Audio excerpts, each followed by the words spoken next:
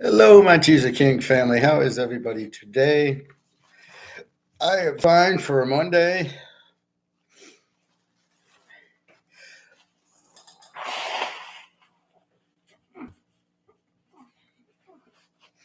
So, phase two of my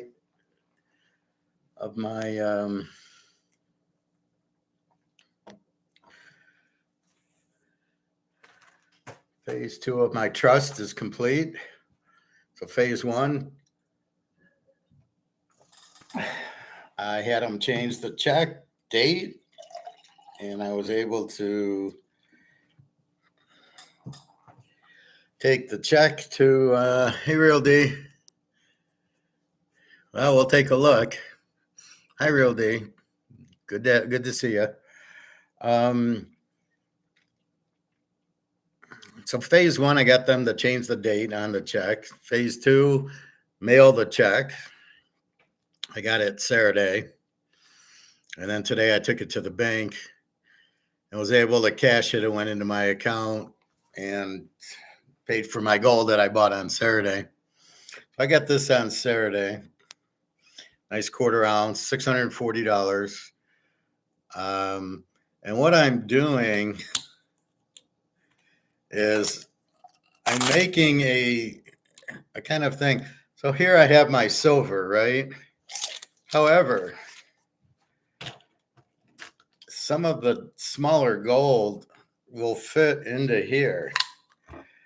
So I'm kind of thinking outside the box as I do to start putting some gold in here, nice and neat, fill it up, and have this in my pocket, which is worth a whole lot more than the silver. So that's what I'm doing. So I got 20 ounces of silver in here, and I'll go. They closed today and yesterday, so I will go tomorrow. What I want to get is they have smaller ones for my Canadian maple leaf ounces and my $50, and I'll start putting them in that.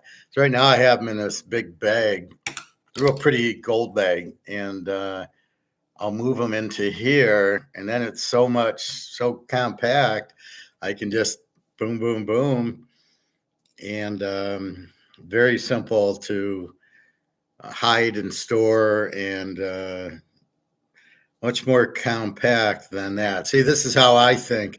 First, I got them and I put them into these safe plastics, and now I'm taking them to the next level, which is then to put in here. I already have my quarter ounces and 10th ounces in here. And then I saw the half ounces and the smaller, the maple leafs are smaller than the US dollar.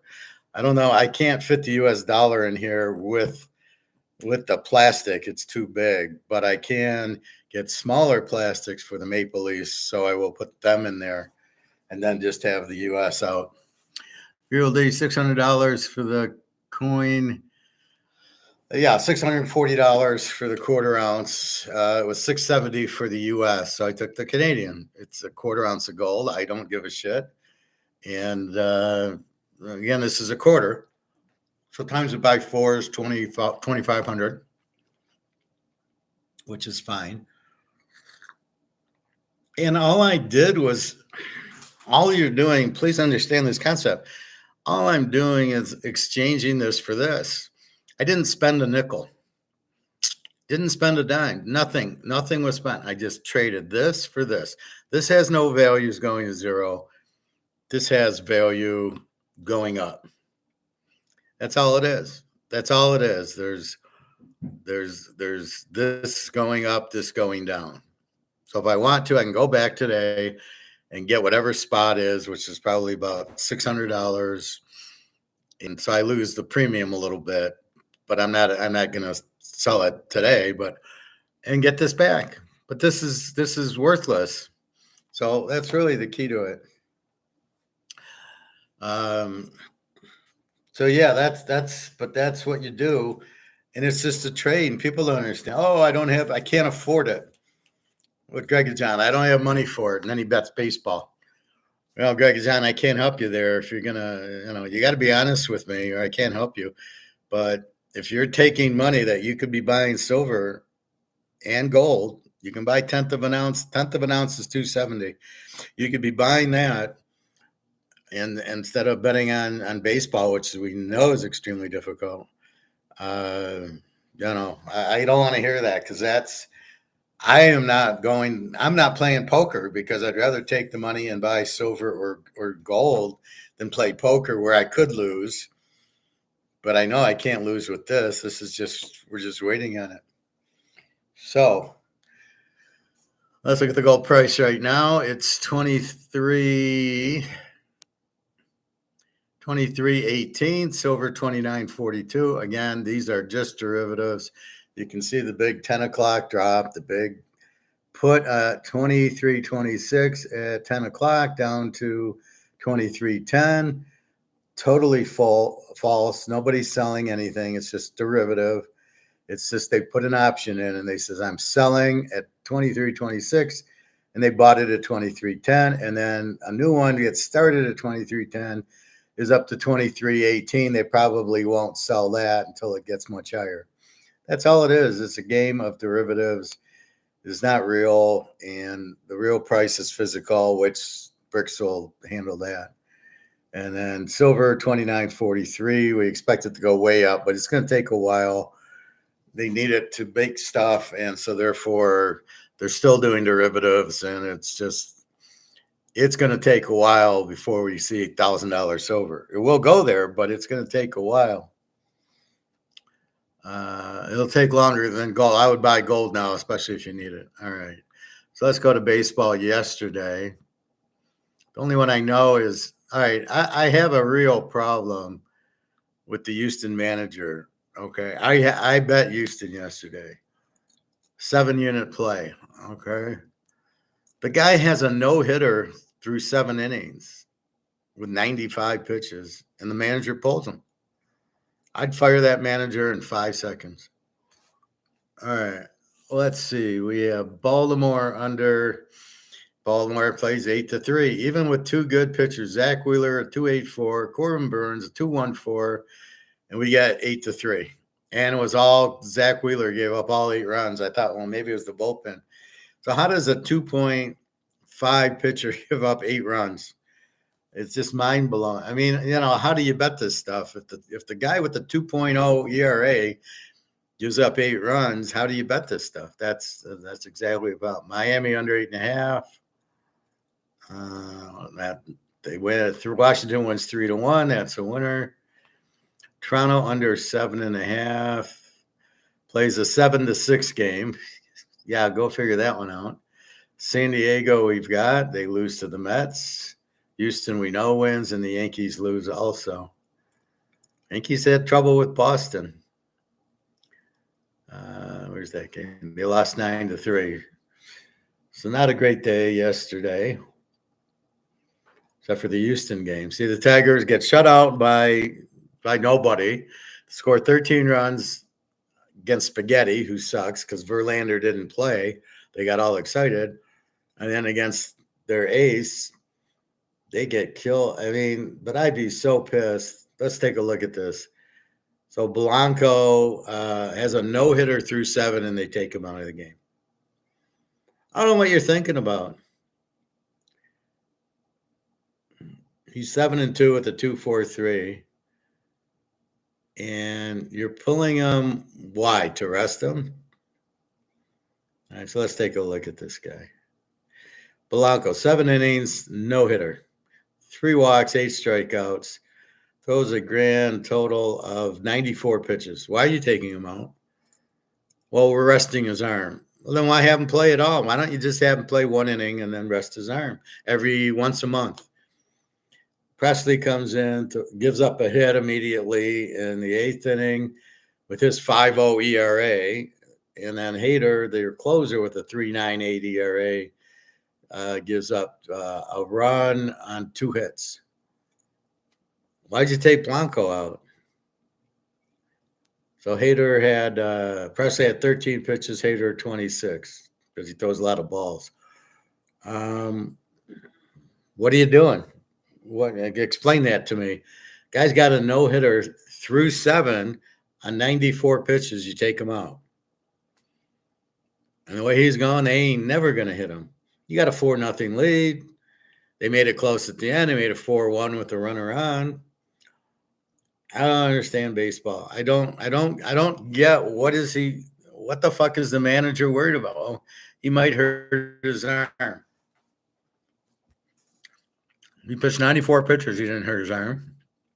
You tell me he can't throw another inning, which is maybe 10 more pitches. But in 7 innings, he pitched 10, 11, 12 pitches an inning. So, oh my God, he'd be at 106 after 8. And oh my God, 120. Yeah. Better take him to the hospital, have surgery on his arm. He pitched 120 pitches. What the fuck is that? Anyway, let's see if we can find anything today. Now, we do have the game of basketball. We have Dallas-Boston. We have game 5. Boston leads 3-1. Boston is 6.5-point favorite. Jack Tatum against Luca Brasi. How are the refs going to call it? Luca clearly had a bad ref in game 4 when he fouled out, and then had 2 fouls in game 5, and then they showed up. Are they going to show up or not? Good question. So it's really hard to answer. I don't really have a feel. I don't know that Dallas is that good that they can play them, but I think they will.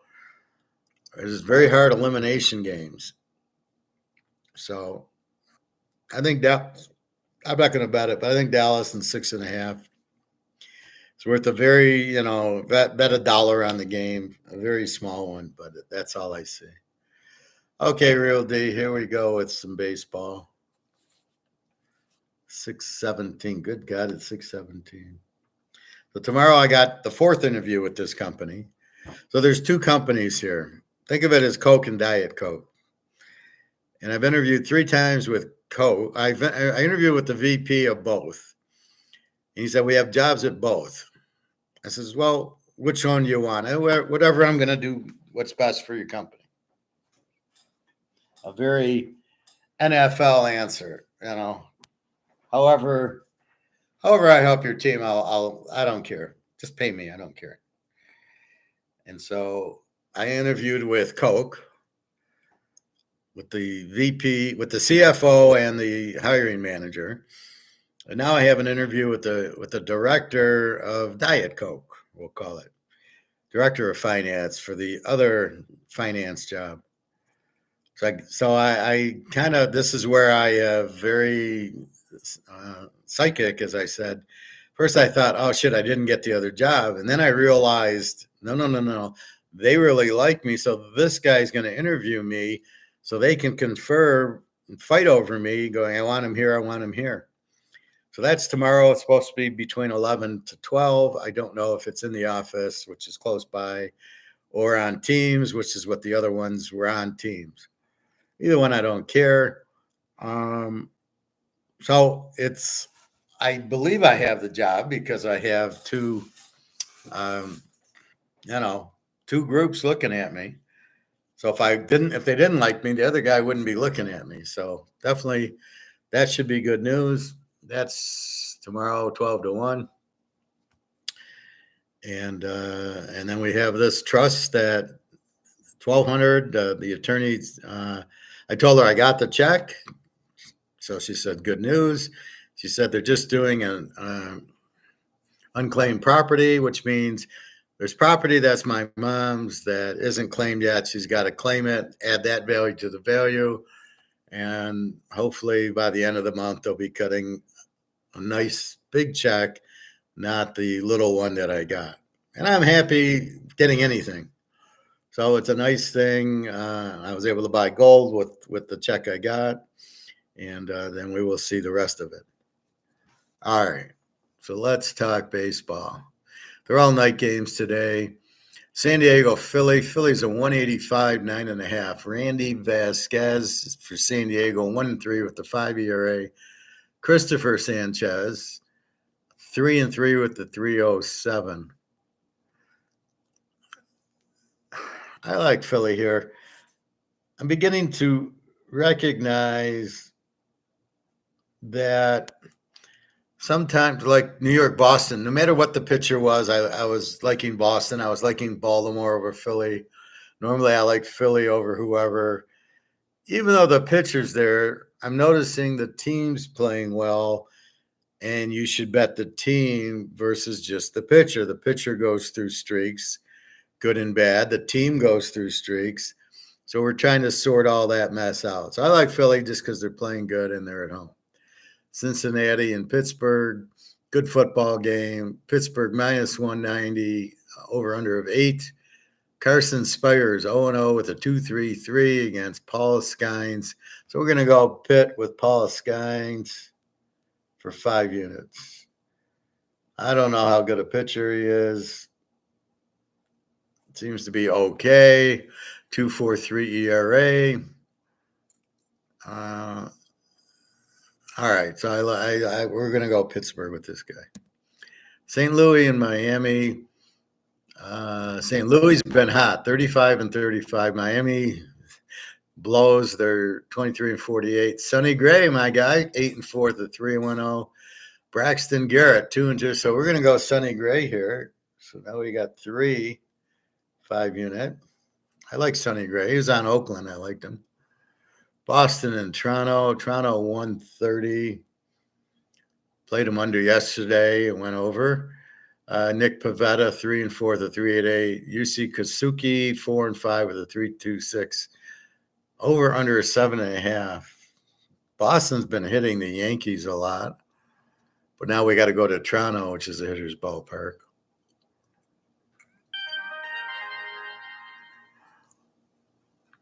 Just a second.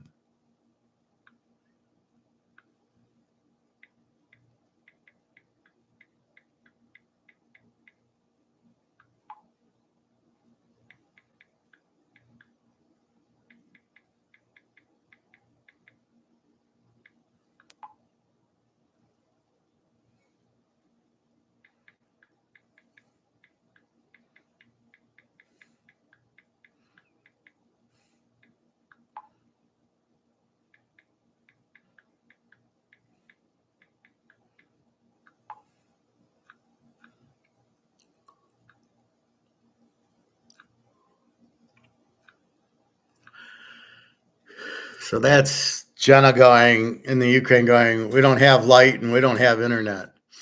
I don't know how she was able to email me to that, but no light and internet because of the war. She does get it. She does go to the gym. She does go to the grocery store. She goes out for a drink. And I notice in the cities, they're fairly normal. It's the Russian cities where they're trying to take them over where the fighting is. But she's not anywhere near those cities. She's just in a Ukrainian city. So she doesn't have any problems with the war. Not a lot, really. Once in a while, a missile goes through, which is probably from the Ukrainians because the Russians aren't attacking her area. Anyway, Toronto, Boston, Kazuki 3.26, Pavetta 3. I'm not touching this. You really don't know how it's going to go. Over under 7.5. I'd have to go over in this game. I'll mark it down, but I'll mark it as nothing. See, here's where the line doesn't make sense. 7.5. Detroit at Atlanta. Atlanta 225-8. Reese Olson 1-8 with the 3.68 against Max Fried. 6. I'm going to go Atlanta here. 5 units. Everybody thought Reese Olson was good because his ERA was like 1.8. Then it was 2, and then it was 2.5. Now it's up to 3.68 on its way to 5 or 6. Max Fried 6-3 with the 3.20. I like him. He wins a lot. The thing with Reese Olson, he doesn't win. He's 1-8. So in his games, they've lost 8 times. So He pitches decently and they don't hit. I guess just unlucky, I guess, but he's still 1-8. So he's lost 8 times. And his last few games, his ERA sucks. So we're going to ride that streak and take Atlanta. The Mets in Texas, interesting. We got the Mets, David Peterson, 2-0 at the 4.32 against John Gray, 2-2 at the 2.17. Texas 135-8. I'm going to pass on it. You just don't know what you're going to get on these. And are the Mets going to score 10 runs or get shut out? I mean, this is baseball now. The 49ers against the Bears. Very good game. I remember Joe Montana winning in 1986 or 87 in Chicago. It was like 20 below. And he hits Jerry Rice on a couple of touchdowns, and they won 20-0. And they won that Super Bowl that year. Jordan Hicks, 4-3, 301 for the Niners. The Bears, Javier Assad, 4-2 with a 2.81. The game's in Wrigley at 8 o'clock, so there will be wind. Over under of 10. So I guess they think the wind's blowing out. There's no way this should. I'm going to go Cubs under. There's no way this gets to 10. I don't care what the wind's doing. I'll go 5 units here. Here you got a 301 pitcher and a 281 pitcher. And, you know, over under 8, 10. Good luck there. The Dodgers, Colorado, of course, in Colorado, the over-under is 12. The Dodgers won 65. James Paxton, 6-1 with a 3.92 against Cal Quantrill, 6-4 with the 3.30. Cal won the last game.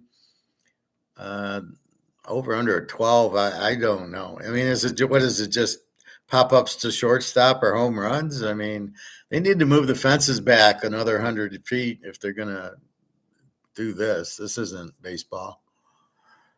And I'm going to pass. I can't go over 12 in a baseball game.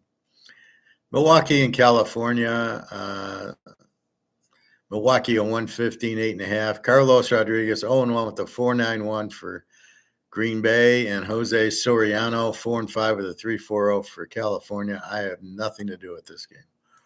All right, so our picks: Philadelphia. Oh, against San Diego, yeah, they should be good. Pitt, good pitcher. I like for 5 units. St. Louis, Sonny Gray, I like for 5 units. Atlanta against Reese Olson, the 1-8 with a ERA going up to 7, 5 units, and the Cubs under 10, 5 units. So those are the 5 picks. Nothing really strong. I think you look at 2 things. The team streak, the team's playing good, and the pitcher. Sometimes they contradict. We're in the Philly-Baltimore series. I kept pushing on the over-unders, and then I had a game under yesterday, and they scored 14 runs. Baltimore had their number. They're good at home. So I think it's just sometimes you just take Baltimore at home, or you take Cleveland at home, or you take the Yanks at home, or Boston at home. I mean, I think it's just certain teams you just play regardless who's pitching. I mean, you look at the pitcher a little bit, but if it's pretty even, you just take. Verlander, doesn't matter where, you just take him. He's been struggling a little bit. You just let him go. I think we'll pass on it this next time until he starts throwing his shutouts, right? And I think that's it. So really, I think, and we do that a little bit in football. Football's a little harder to, I mean, you're playing the 49ers and the Chiefs anyway. If they've won 5 in a row or if they're 3-2. Many times we've taken Tom Brady with New England. They're 1-3. When he missed those 4 or 5 games, he came back. They're 1-4 against Miami, and we locked New England. So really, in football, it's much more the quarterback, but you get the quarterback every time. Here this time I got Christopher Sanchez for Philly, and I might get Ranger Suarez tomorrow, and then I might get somebody else. And it really makes the dynamic hard. And if they're winning, then it really gets confusing. Do I just play the team or not? So we're working on that. And that's all you can do is play around with it. God knows I did that in football for a long time, where I would just bet in the 70s. I'd just bet the Steelers. I mean, that was it. The Steelers, the Raiders. And that's all you did. The Cowboys a little bit. You just bet the team, but you always had Bradshaw and Franco Harris and Staubach, and you always had Stabler. You always had the same guys. They played a different team and where the game was at, but you had the same team playing. And this is what's so unique about baseball is you get different pitchers. So it's not the same. Now you've got to dissect the pitcher. And do I still bet the team because they've won 6 in a row, but I got a real bad pitcher? And that's what we're working on. So we're working on it. We're figuring it out. We're throwing out a lot of bullshit. We're ignoring now these 4 and 5 ERA pitchers because I'm so tired of like the Tiger game. I mean, as a perfect example, we got the ace going against the fifth. The fifth guy's got a 5.5 ERA and he shuts them out 4-0. That should have been the Tigers should have won 4-0 with their ace against a 5.5 ERA, and the 5.5 ERA shuts them out. That's what you got to learn from it. Why did we lose? I have no idea because the Tigers can't hit. But I won't forget this Houston manager. What an idiot. Your guy's pitching a no-hitter. It means a lot. You don't pull him so the other guy can keep the no-hitter alive and the other guy can get – no. You keep your guy out to throw a no-hitter. You know how rare it is? You threw 7 innings. They can't even hit foul balls off this guy, and you take him out? Wow. That's crazy. All right. Let's switch to economics for a minute, and then we're going to go back to college. Well, we got week 1 of pro football, and we got the sunbelt to look at. So I was watching this thing, and I've kind of heard of this Luke Groman guy, but I don't know who the hell he is.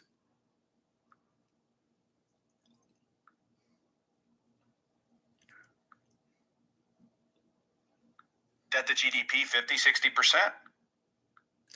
So here he is. And I'm trying to figure out is he a Keynesian or not.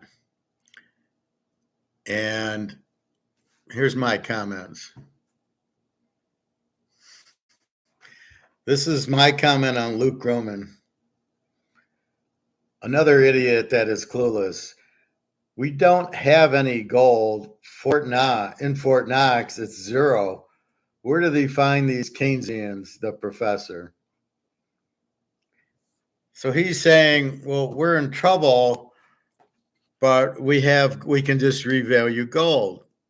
And of course, instead of saying how many tons, he says, well, we have 281 million ounces. Because it sounds better than saying 8,100 tons. But we don't have 8,100 tons of gold in Fort Knox. We don't have any. And the fact that there is gold in there, it's not ours. We've sold it to China already. So how the hell are we supposed to revalue our gold that we don't have? And the guy thinks we have 8,000 tons of it. But he won't call it 8,000 tons. He calls it 280 million ounces. People that do that are Keynesians and don't know what they're talking about. Then there's a question. Now I'm going to show you an example of a guy who's an idiot.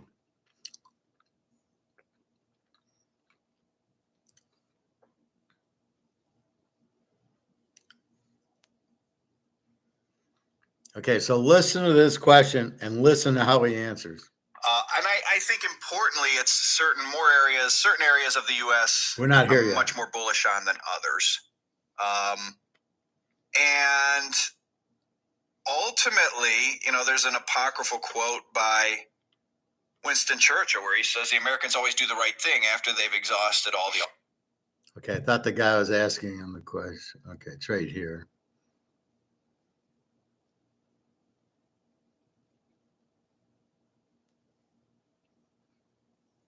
Okay, so this guy's going to ask him a question. Listen how he answers it. Do you ever hear me answer a question like this?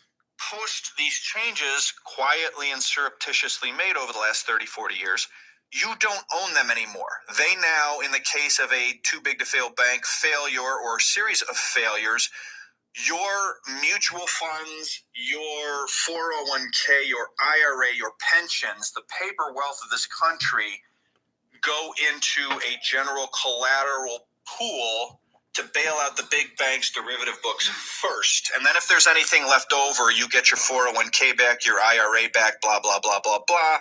And with a quadrillion plus in derivatives, the chances of you getting much of any of your assets back on net is slim and none. And Slim probably left town a few years ago. So that's the great taking in a nutshell. So they just take your assets, just confiscate the money. They already took your assets. You just don't know it yet. I'll comment on that in a That's minute. the great taking was something that unnerved me in a way that I haven't been unnerved in some time. I'm adding that book to my reading list because it was just like so fascinating when I stumbled across it. You're like, Luke, maybe just two more things. We've talked about energy. We've talked about the monetary system change. Who's gonna lose from that? Maybe who the beneficiaries of that might be. I want to talk to you about preparation, what we can do as individuals. But one quick topic before that is the U.S. itself. Okay, it seems really weak right now. At least the tenor of this conversation has been, right? We got either a terrible balance sheet, debt to GDP at like historic highs. You have a tweet in your timeline somewhere that talks about the Baltimore Bridge, remember the collapsing bridge, how estimates for that rebuild take 10 years. Like we've got other countries like China outpacing us in every way. We've got our interest rates on the debt that we pay in the U.S. are now starting to exceed and have exceeded the cost of military, right? Which is like also historic for the U.S. But yet you've also said you're bullish on the U.S. over the next 2 decades. Can you square this for me with all of the headwind? Okay, he's bullish on the U.S. So the kid's asking him, what are you bullish about? What's there to be bullish about? The one thing you're going to notice is he never talks about how this is worthless. So this is the most underlining thing that these people, Keynesians, don't get. This has no value. So it all collapses because you don't have a dollar that has a value. But he won't talk about it because he doesn't understand it. So let's listen to this guy stumble around with an answer in the same vein that Peter Schiff would answer this. That we're facing, some of the issues we talked about, even just a few on the list I just listed out. Why are you still bullish on the U.S. for the next 2 decades? Why am I still bullish on the U.S.? Listen to this answer. Has still, I think, the best legal system, property rights, etc. It's not using it to its advantage as I think it might eventually. And I think importantly, it's certain areas of the U.S. I'm much more bullish on than others. And ultimately, there's an apocryphal quote by Winston Churchill where he says the Americans always do the right thing after they've exhausted all the alternatives. And everything you just listed, and in particular, that the interest expense is above defense spending, we're about out of all the alternatives. So, look, at the end of the day, what's the right thing to do?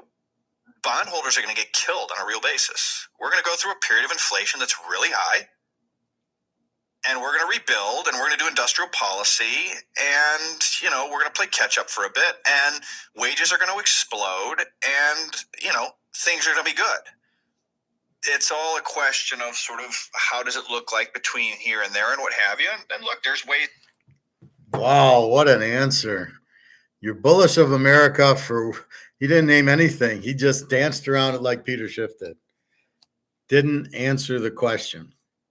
Same way Peter Schiff just talks and Reichert just talks.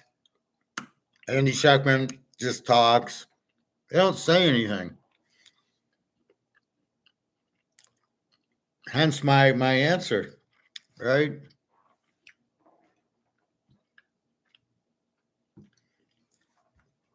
Another idiot that is clueless. We don't have any gold. Fort Knox has 0. Where do they find these Keynesians? So you're bullish on America for what reason? Well, we're going to have high inflation. We already have high inflation. We're going to have high wages. No, we're not. And then things will get better. No, the dollar's collapsing. We only get better if we go on a gold standard. Earlier on, he talks about gold. All we got to do is revalue gold. And the guy says, do we have any gold? Instead of saying we got 4,000 tons or 8,000 tons, he says we got 280 million ounces, which we don't. We don't have anything. And this is the problem. And then they'll come up and some guy will be interviewing and say, well, it's like Luke Groman. Okay, Luke, are you impressed with Luke Groman? I'm trying to figure out, is he a Keynesian or an Austrian? He ain't an Austrian. You can revalue gold. And the guy goes, can we revalue gold?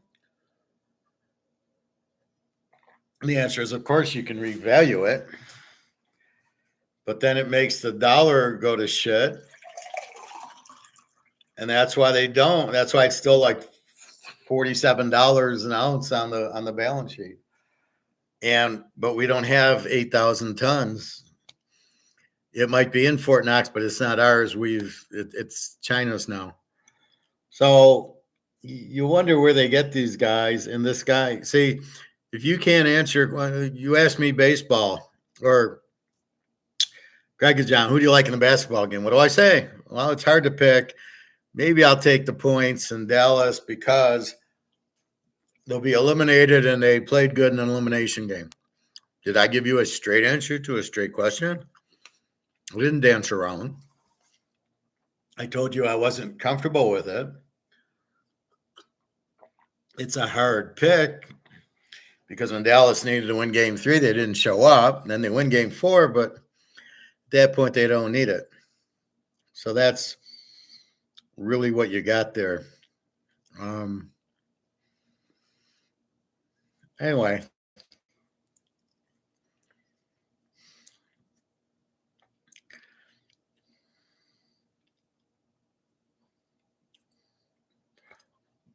So that's kind of how I look at it. So when I watched this guy, I just was like, I don't think so. Here's another one. I haven't even wasted my time. Why should you prepare for a massive economic shift? Well, it all comes down to this. This should be your retirement. There's no risk in the portfolio. There's no tax because you own this. They can't. You're out of the bank. The banks are going to collapse. I don't care. Your retirement, the stock market's going to crash. I don't care. See, they don't talk about gold. They don't get gold. So in other words, these guys, well, you should buy an IRA or 401k or a pension and all these stuff. Put your money in stocks and bonds and all that. Fuck it, just own gold. I don't really get the problem. I have no worry of the stock market crashing. I have no worry of the banks crashing.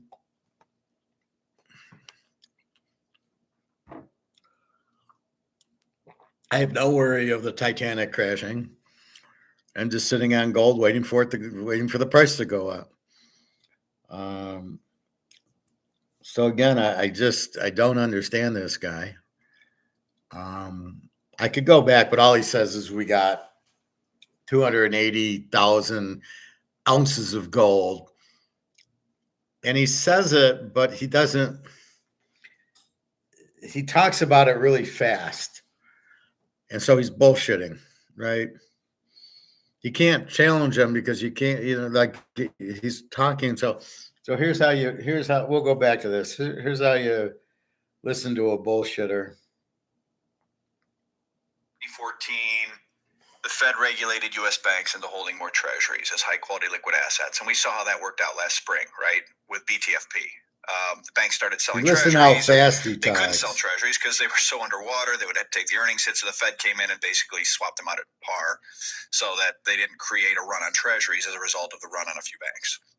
2015, money market funds in the United States were regulated into buying more T-bills.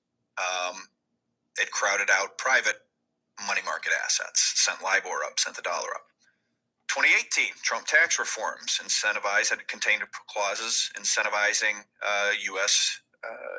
Pensions to buy more treasuries, and they did.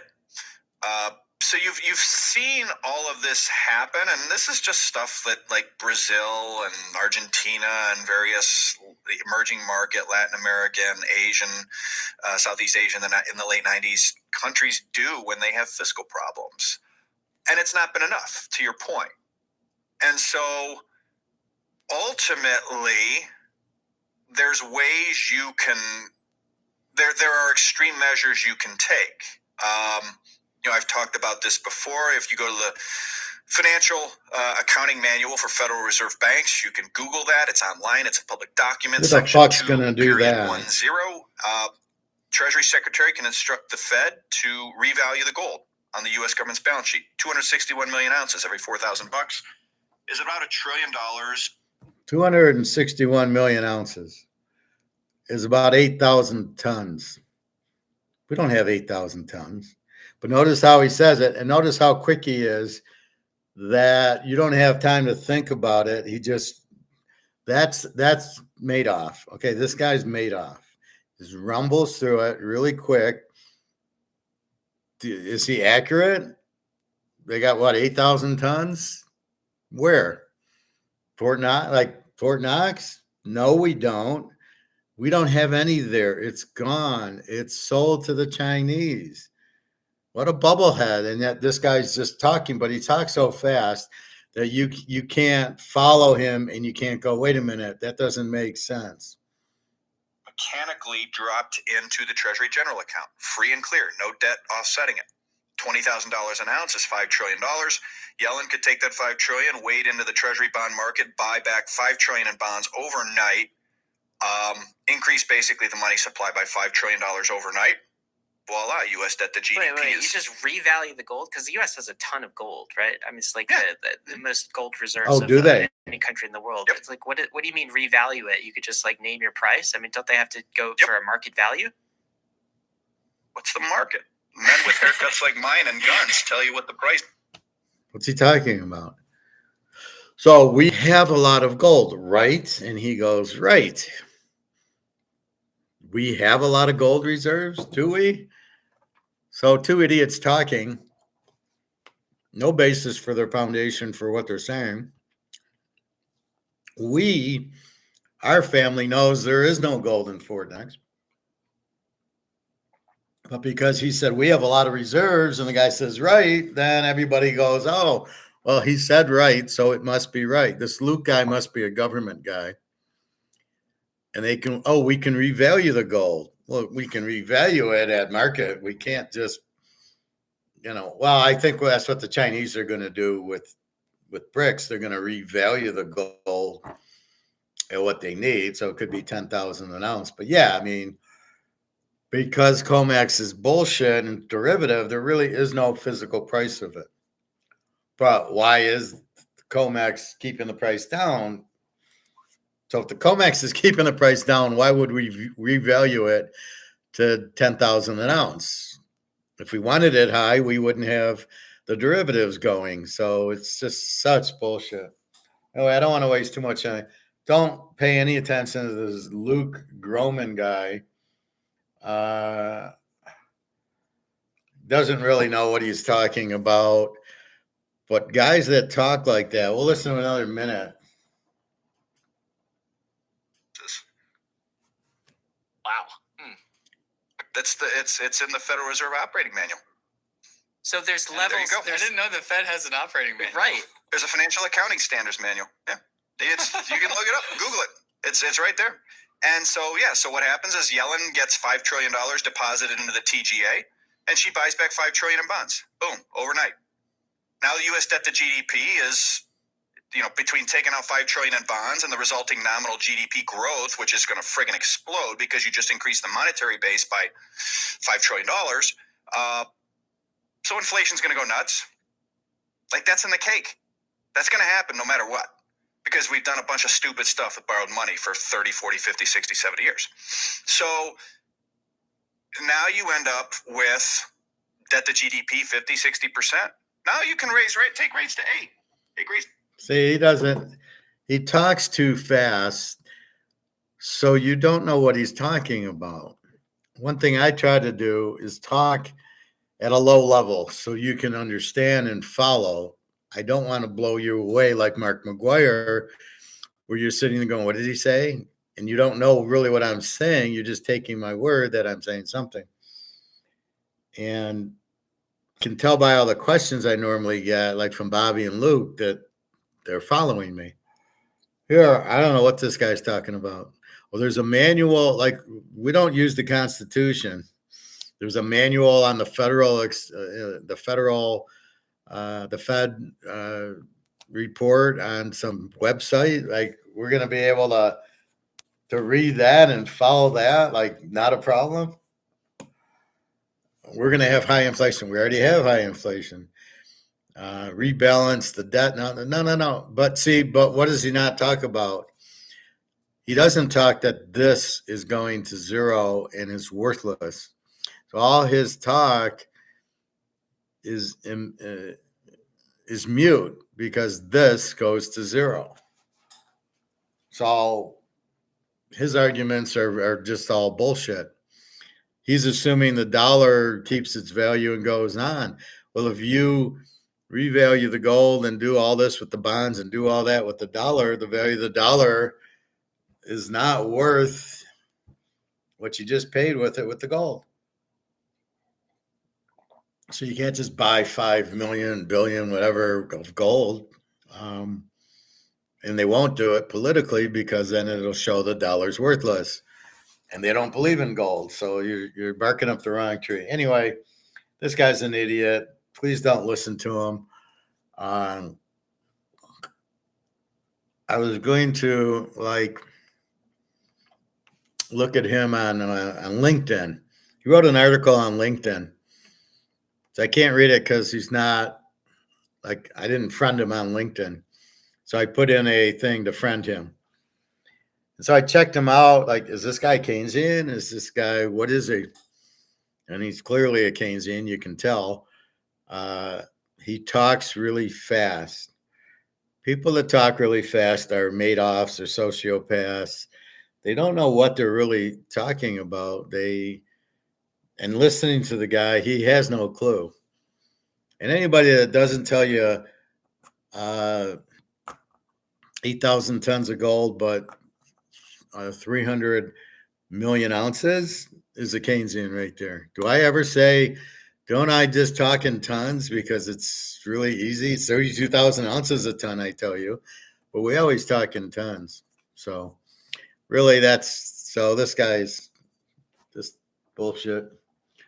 All right, let's go back to NFL week 1, and then we're going to go to college football, and we'll look at the sunbelt. I think one conference a day is good enough because these conferences are getting so big that it's like going through two. I mean, if I went through what was it, the Big Ten they had 17 teams in it. I think the Big Ten, 17, 18 teams. That's 2 conferences. So it's really stupid. I think eventually they break out apart. I don't see any value that USC and Washington and Oregon are in the Big Ten. I see no value to it.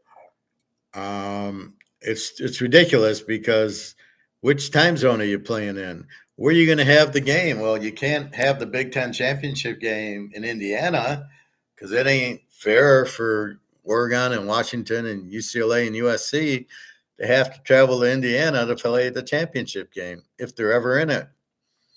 And what conference do you put them in? Are they in the East or the West? Or how are you breaking out the Big Ten?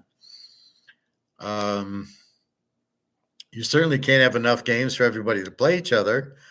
So you're going to always have this strange schedule where one team plays, what, you're going to play 8, 9 games in conference? Well, how about the other 9 teams? You got 18 teams in there. Really, really stupid. All right. So let's look at the NFL, which is not as stupid. We got Baltimore KC on the Thursday night. This kicks it off. I got KC -3. I haven't put in the over-under, but I'll approximate 44. I like the under in the game as both teams great defenses. The offenses will be behind because they don't practice because of the great coaching of exhibition season. So I don't see that as anything. So, usually the defense is ahead because it's easier. It's just reaction. You're reading as a quarterback and the receivers, and it takes time for the timing. So I think this is an under game. KC's got a great defense, and so does Baltimore. All right, next game's Friday in Brazil. What the fuck are we doing in Brazil? Green Bay and Philadelphia. Philly with Kellen Moore now as the OC. Green Bay, Jordan Love, is he really that good? I don't know. It's a good system. They blew out Dallas and they put Frisco on the ropes, so they're going to score on Philadelphia. So I think this is a high-scoring game. I actually have Green Bay 3-point favorites at this point, just because Philly's defense is luscious. Green Bay gets the Boston College's defense as their defensive coordinator, Boston College coach. He sucks. I don't see that at all. Why would you get this guy? So Green Bay is going to struggle with the defense. Philly, we know, will struggle with the defense. I like this game over. One thing Philly can do is score, and the other thing Green Bay is going to do is score. So I see about a 50-51, and I go over 45-ish. Otherwise, Green Bay, I got Green Bay -3. If Philly goes -3, I like Green Bay as the dog. That's the Friday game. So, again, it's in Brazil. And then we start Sunday, Pitt at Atlanta. I got Atlanta -3 at home. It'll probably be Kirk Cousins, not Penix, for maybe the first 4 or 5 weeks. Over-under should be low, 40s, 43, 44. I like Pitt as the dog in the game. Atlanta with Kirk Cousins isn't going to do anything. And Pitt with Russell Wilson, I really like. It's funny. Fields made a comment about running back kicks. Says, "Well, I'm not here for that." And my thought is, what are you there for? You're there to be the backup quarterback. So if I was you, I'd run back kicks because otherwise you're just going to sit on the bench the whole year. You'll never beat out Russell Wilson. Are you kidding? So I like Russell Wilson as the dog in this game. Arizona, Buffalo. I got Buffalo -7 and probably a 52 over-under. I like the game over. I think Arizona can't stop the win. Buffalo will put up at least 35. Arizona could keep it considerably close with their offense. So definitely like the game over. I wouldn't take Arizona. I think Buffalo -1. If it's 7 or 8, maybe it's 10, then I kind of go just strictly to the over. Tennessee against the Bears. Will Levis against Caleb. Oh, my God. 2 teams with bad quarterbacks. I got the Bears favored by 3 at home because I think the public will be on Caleb thinking he's any good, but we all know he's not. Over-under will probably be 45, 46. I like the under in the game because I don't know where you're going to get points from. Caleb's not going to throw for 4 touchdowns. He's going to throw for 4 picks. And Will Levis is terrible. So again, no, they're not driving down and scoring touchdowns. These guys, they'll blitz them and they'll cave in. We've already seen Caleb against Notre Dame, UCLA, Oregon, like Utah. I can go on and on and on. So I think I like Tennessee as the dog, but I probably like the under more because I don't know where you're getting points from. So go under in this game. Probably a 44. So we go under 50. New England, Cincinnati. Brissett will be the starter against Joe Burrow, Jamar Chase. I got Cincy minus 10, probably a mid 40s, 48 maybe. I don't trust the over with Brissett. I mean, New England's terrible. They don't have an offense. They don't have a defense. They don't have a coach. So I just like Cincinnati. I'll lay the 4 and off I go. I'll cut 10 to 4. Now, if they come out with the 17, I probably won't be. I'll have to play it over, I guess. But I'm hoping for no worse than a 12, so I can tease it under 7. I'll do that. Over 7, I don't think I can do.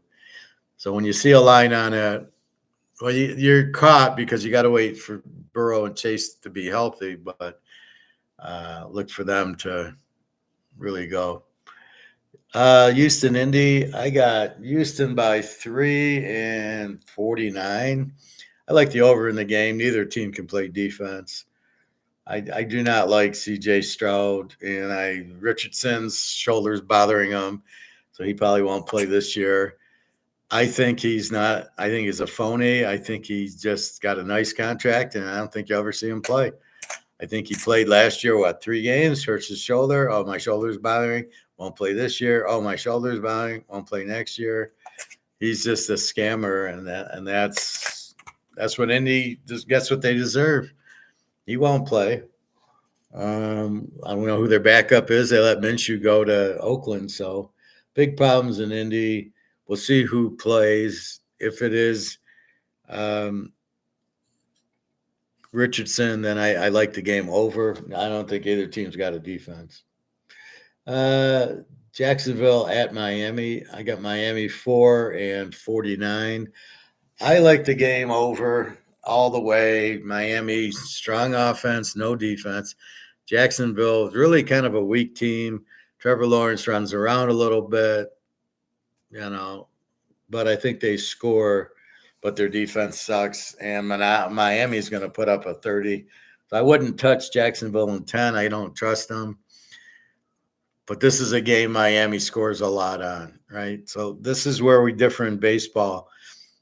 Against this team at home, Miami will light it up.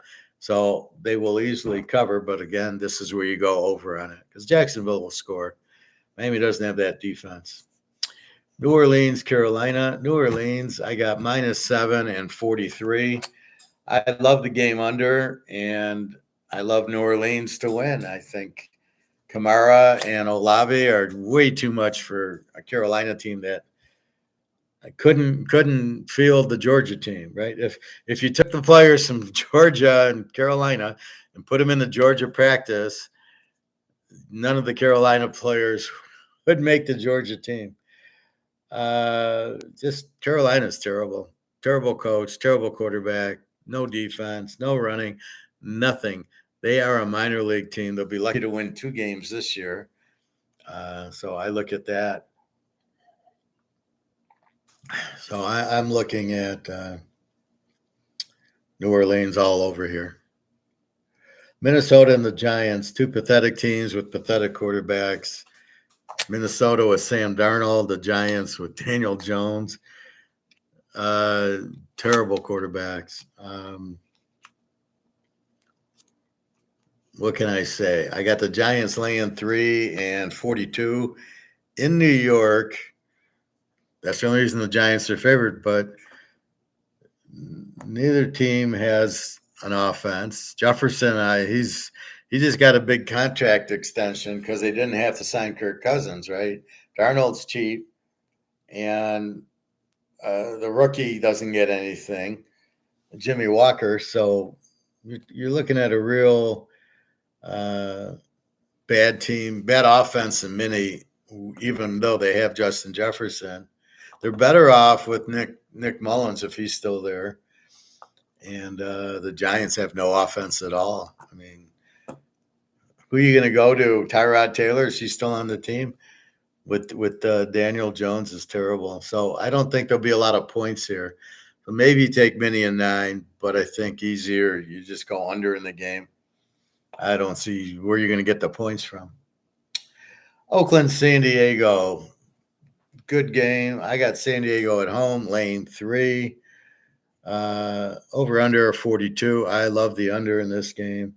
San Diego is trying to play Michigan football. We're going to run and play defense. Herbert, you're not going to throw very much. We're just going to hand off and run. Harbaugh will last about six games here if they're not using Herbert. So I don't know what to expect. What is this? Are we going back to the old AFC days of Bob Greasy throwing the ball 12 times in a game and running Zonka and kick 52 times for 150 yards? Is that what we're headed to? Oakland, Max Crosby, San Diego ain't going to do shit offensively.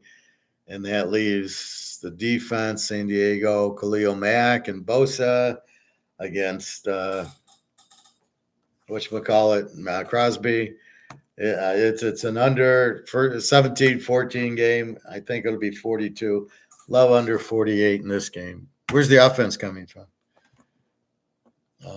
Neither team's got a coach, so pretty pathetic.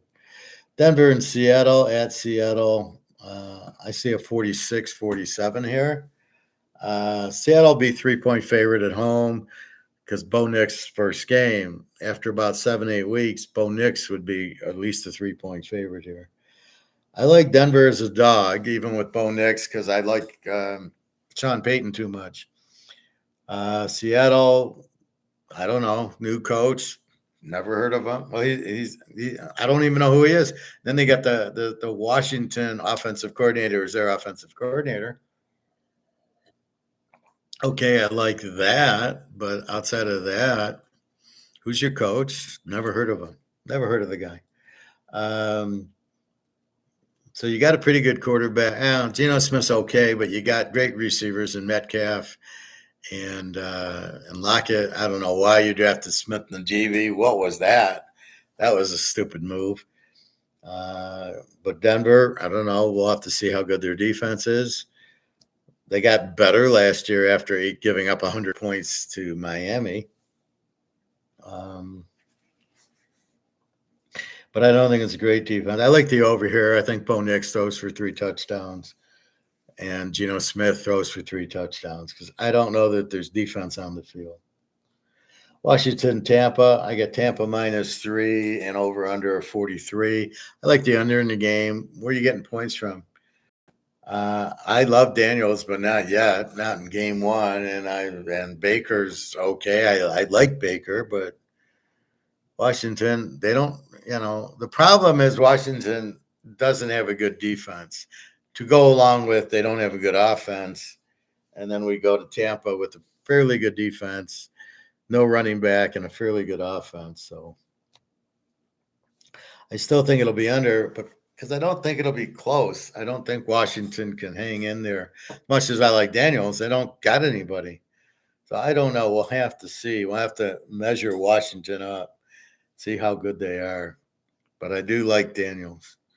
All right, the night game, the Rams at Detroit. I got Detroit laying 3 and about a 49 in this. I love LA and I love the over. Detroit can't stop Puka and whoever the other receiver is. It's hysterical. I don't remember the other receiver's name who caught all those passes the year before. I can't think of them.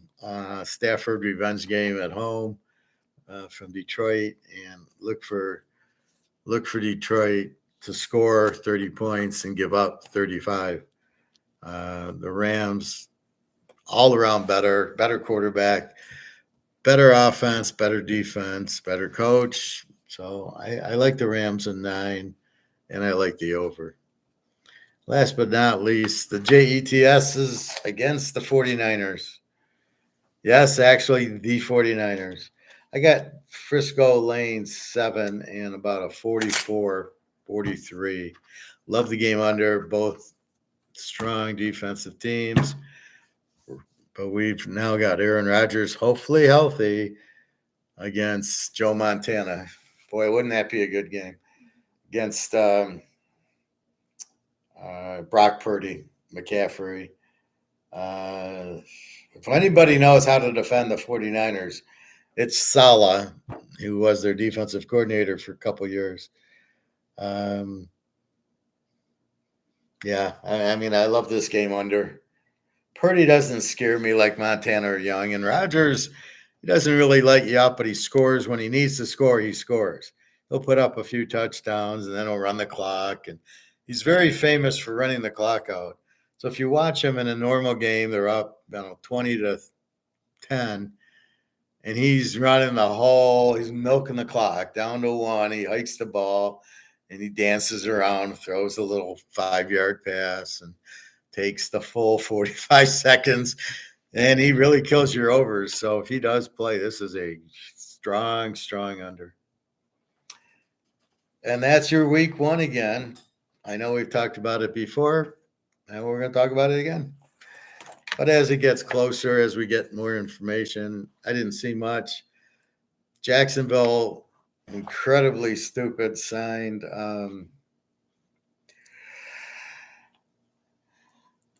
Trevor Lawrence to a long-term deal. What the fuck are they doing? I mean, that's just absolutely ridiculous. Trevor Lawrence, what has he done? He had to come from behind against San Diego, but it really was not him. It was San Diego changed defenses. Remember, the first half, it was a shutout with 4 picks. Had they stayed with that defense, you would have had a shutout with 8 picks. But he doesn't show me anything that he's not going to win you anything. He didn't win anything in college.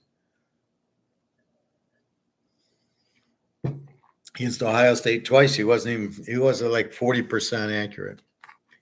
And he ran a few times is the only reason they did anything was him running. But we see what running quarterbacks do, and they do absolutely nothing. All right. So a quick Daria stoic break. So I hear from Daria. I tell her about the money, and I said, I'll give you a couple hundred. Okay. Oh, well, when are you giving it to me? How much?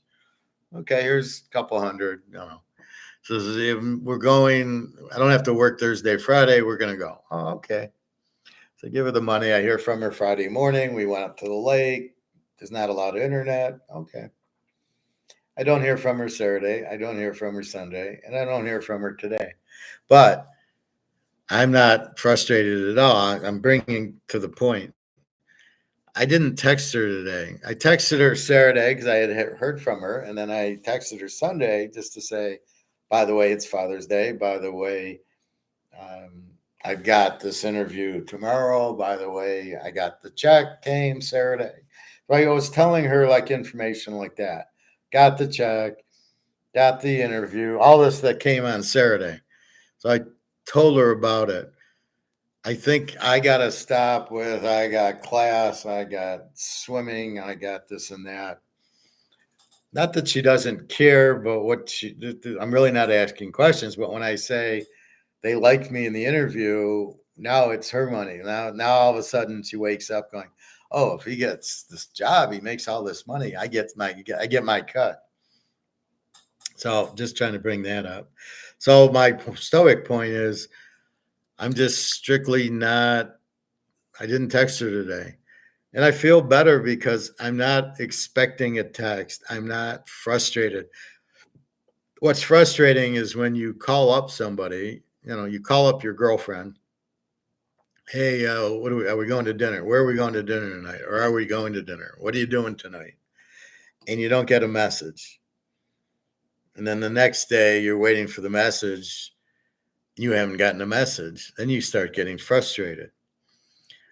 So today I said, fuck it, and I didn't leave her a message. So I'm expecting her message to come about Saturday, getting the checks, Saturday, the interview. I don't know, things like that. That's what I'm expecting to get.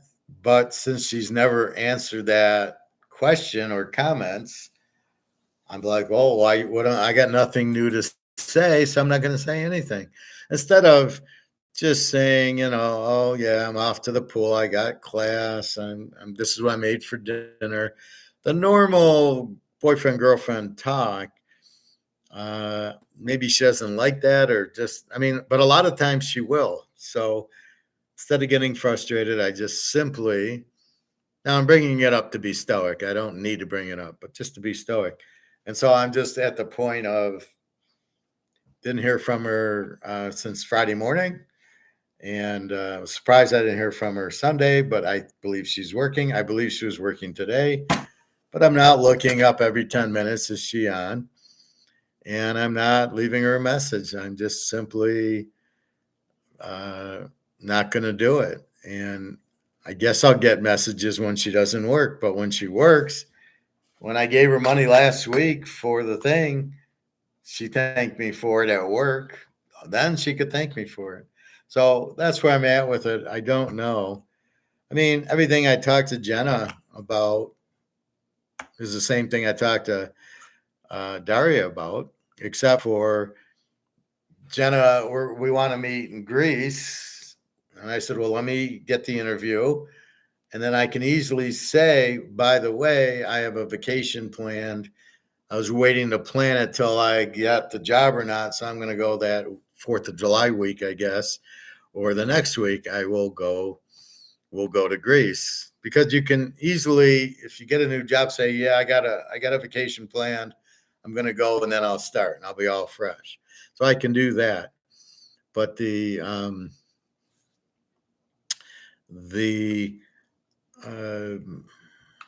I'm not going to keep waiting for Daria and Serbia or Turkey.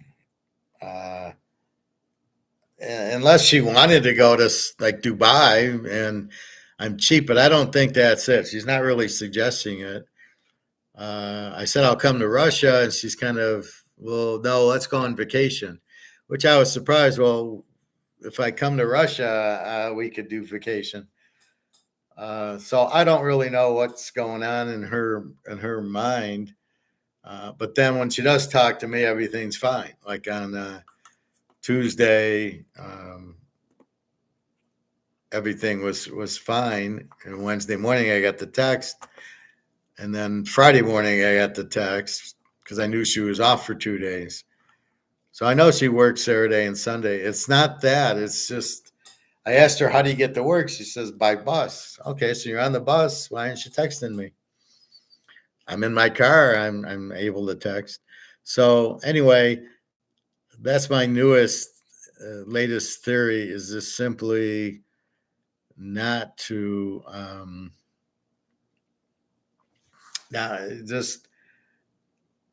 okay, really what I'm doing is I'm waiting for her to text for me to respond. I texted Saturday, I texted Sunday, I texted at the lake last night, no response. Okay, so I'm going to wait for a response before I text again. And if she asks me, why didn't you text? I can easily say, well, I was waiting for you to respond. I told you a bunch of stuff, so what was I going to do? So I'm waiting for your response about the interview or about this, that, or the other. And I keep asking her, when are we meeting? Why are you delaying this so long? Is it really, we really need your mother to come from America to Russia to babysit your daughter, who's 13, who could probably stay at her friend's house, I would imagine. Do we really need that for us to go on a vacation? Do you never take vacations? So this is the part I really don't understand. Do we really need them? See, because I don't know her yet. As far as we haven't really met yet, and that's always a little different. I have another friend, and I don't want to name her, and she'll once in a while she texts me. Once in a while we get together. Then I don't hear from her. I don't text her every day, and I'll text her, hope you're well. And then she'll say, oh, I didn't see the message, or my phone, I got phone problems. And then she'll finally text me, and then I'll text her back. But I'm not worried every day, where's the text from her? So I think Daria is a lot like this girl, where you just leave a couple of texts and then you just wait. And, look, I'm frustrated not getting a response. So I don't want to get frustrated. So let's just cut it. Because if I text you, I'm expecting a response. But if I don't text you and I simply respond to your text, my blood pressure is a whole lot lower than that. And so since I gave her rent last week, she's not fishing around for money. And then I gave her a little bit from my check in advance because she had a few days off, and I thought they were going to go shopping. They ended up going to the lake, which is fine. They probably went with Daria's friend, Katja, who they go to. They celebrated her birthday. They celebrated other things together.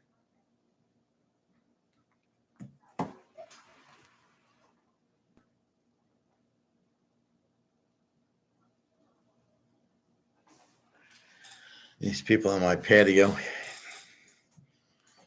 Anyway, so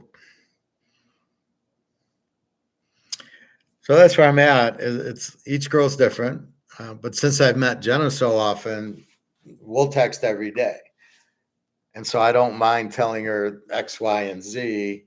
And she tells me, I'm just getting up, and I'm going to cook this and do that, and that's fine because she's just saying this is my life, and this is what I'm doing today, and I'm interested. So I tell her, I just went to the pool. I'm teaching now. So that I will do. So I'm kind of teaching Daria the way I talk to Jenna, but I met Jenna a bunch of times. And same thing with Alyssa. I've met her a bunch of times. So she's the one here. So it's not a big deal. We already know our patterns. But with Daria, the question is, okay, you're working. Who cares? Why aren't you texting me? And I'm sure she's busy between the mother and the daughter and the friends. I'm sure that's what's keeping her busy. However, you would think she would also include me in that group, but she doesn't. And that's okay. But that's what I'm learning. So don't want to interrupt you. I talked to you. I left notes for you Sunday. Got the job, got the check, or got the interview, the check. So we'll just leave it for. I have nothing to say to you that's any different than what I talked to you last night. I'll wait for you. Now I'm going to respond. It's a lot easier on the blood pressure. I'm not constantly looking at my phone. Where is she? So I just wanted to bring that up. If you're getting frustrated to change, and be stoic and say, okay, I will wait for you to text and then I'll respond instead of taking the lead. I took the lead the whole weekend. And so I'm not going to, I'm just going to wait to hear from you, and we'll see. And if you don't talk to me in a week, okay. And then whatever, I'll be fine because I do talk to Jenna. And I got an email from the attorney today, and she said the unclaimed property should be done by the end of the month, and then we'll have the court, and then we'll hopefully do the rest of the distribution of the trust. So I'm expecting decent money because it is a trust. It is, if you don't have any money, you don't do a trust. So who's doing trust? People with a lot of money. And we'll see. I have no idea what to expect. I'm fine. Like I said, I got money in and I took it to the bank today. Well, that was a bonus. So if I got that again, I'd be okay. but I'm hoping for a lot more just because of that. And just because this was a partial payment, I wouldn't expect to get the full payment equal the partial. So we'll wait and see, and hopefully we'll go from there. But I was able to buy a 1/4 ounce maple leaf. And if I get really good money in, then it's off to the gold store. And I was thinking when I first started this class a couple of years ago and telling you to get out of the market and get into gold, I remember taking 10 grand or 20 grand. Well, it was 20 grand, but let's talk 10 grand. I took 10 grand and I was able to get 8 ounces of gold. It's 1,500 a piece. Now, the 10 grand is only going to buy me 4 ounces of gold, or a little bit more than 4, maybe 4 1/4. So I go from 8 ounces to 4 1/4 ounces. See, that's what's going to happen as the price goes up. Then you're only going to get 2 ounces with $10,000. Then it'll be 1. And then they won't take the dollars anymore. And then the end of the dollar. And so a lot of de-dollarization, a lot of countries joining BRICS. And that's what I'm looking at. So I keep my eyes. The petrodollar is gone. BRICS, gold-backed currency coming in October. Our debt, we're dead. And people can talk about it like, oh, we'll be okay. I'm bullish on it, but I can't explain why, just because we'll be okay. We'll have a lot of inflation, and then everything will be fine. I'm bullish on America, but I don't have a reason. So basically, I'm bullshitting you. I'm just telling you I'm bullish, but I don't really have a freaking clue why. And but I have a lot of gold just because I know the dollar and the economy are going to go broke, and only gold's going to save you. But I'm bullish on America. We don't have laws, idiot. We don't have gold. So, all right, let's look at. I just wanted to kind of change pace now. Pro football to college. All right, the Sunbelt Conference, very good conference to make a lot of money at, because these are not Alabama, Michigan, Ohio State, App State, James Madison, Georgia State, Troy. So let's go through the list. App State, James Madison, Marshall, Coastal Carolina, Old Dominion, Georgia State, Georgia Southern. And in the West, it's Texas State, Arkansas State, Louisville, Lou Lafayette, South Alabama, Troy, Southern Miss, and Lou Monroe, the other Lou. So the Georgia States and Southern are in one, and the Lou Lafayette, Lou Monroe, the big rivalry games are in the other. So here there's 7 in each conference. Jordan McLeod, the Texas State quarterback, is the first team all Sunbelt. Couple of other Texas State guys, wide receiver and running back, and one guy on defense. So it looks like they're going to be an over team, Texas State. But they're ranked 1 in the West, and App State's always good, is 1 in the East. So we'll have to see.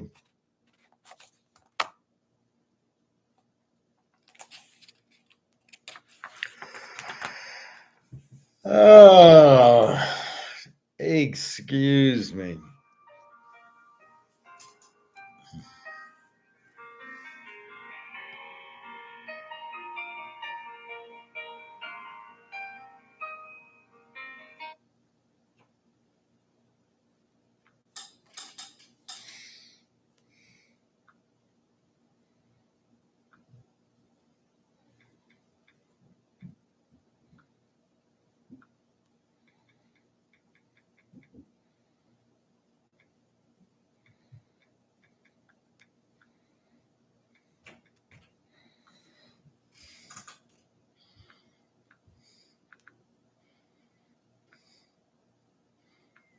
All right.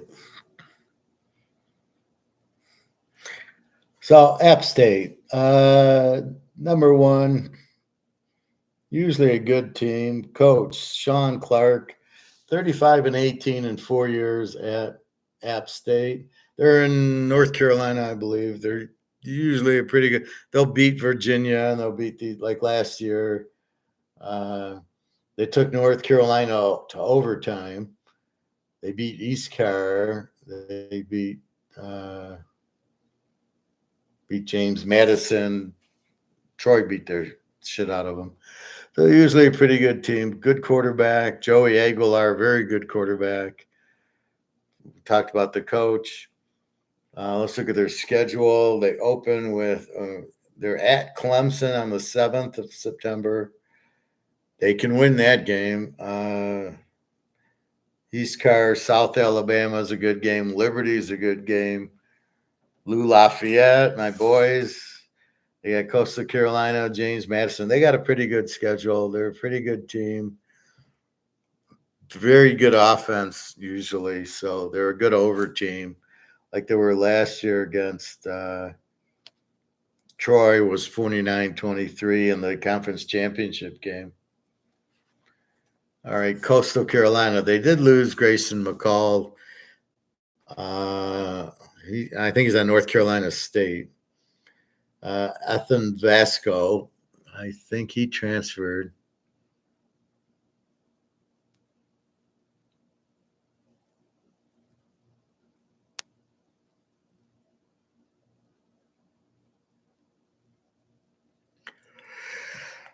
All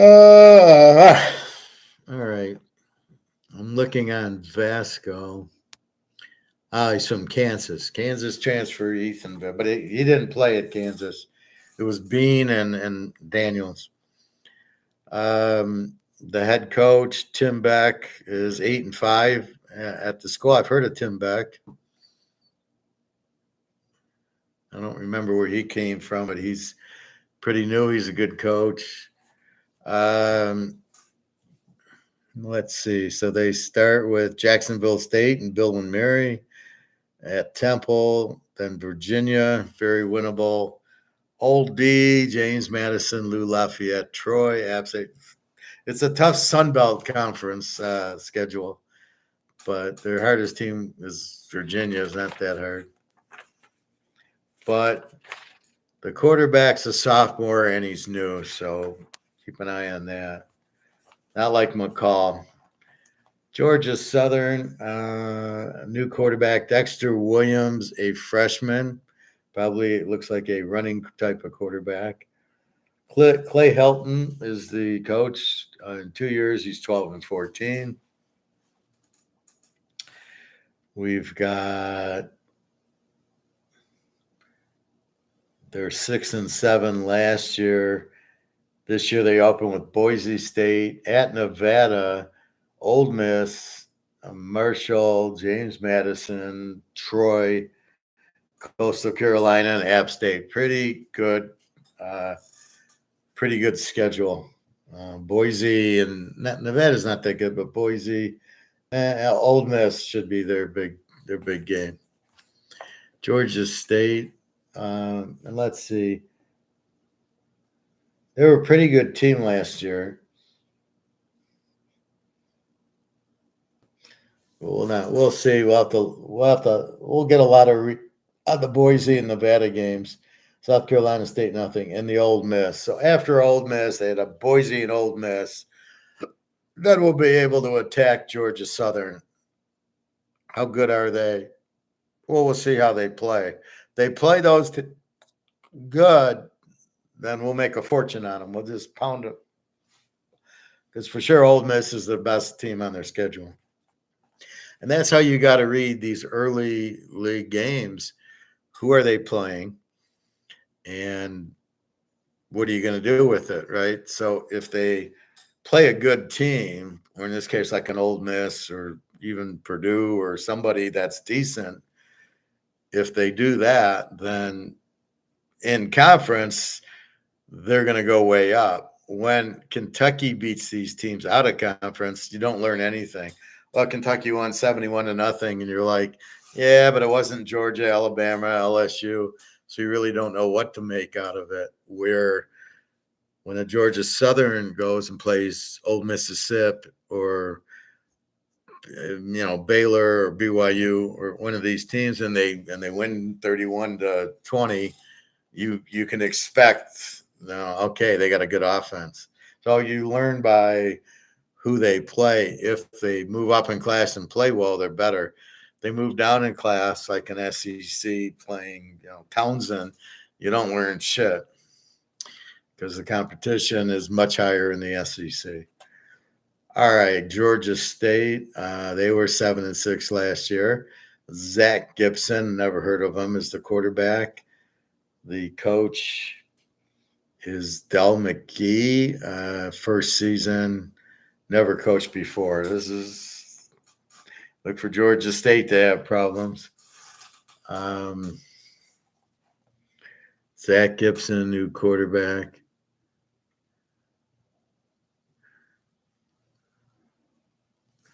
So we will see. Let's look at their schedule. They open at Georgia Tech, Vanderbilt, Georgia Southern, and then they got the conference, Marshall, James Madison, Texas State, Coastal Carolina. But they do they do have App State. So it should be interesting. So we'll learn right away with Georgia Tech how good they are. James Madison. They're in Virginia, by the way. Bob Chesney is the head coach. First season, career record 111-46. So he's been around the block a few times.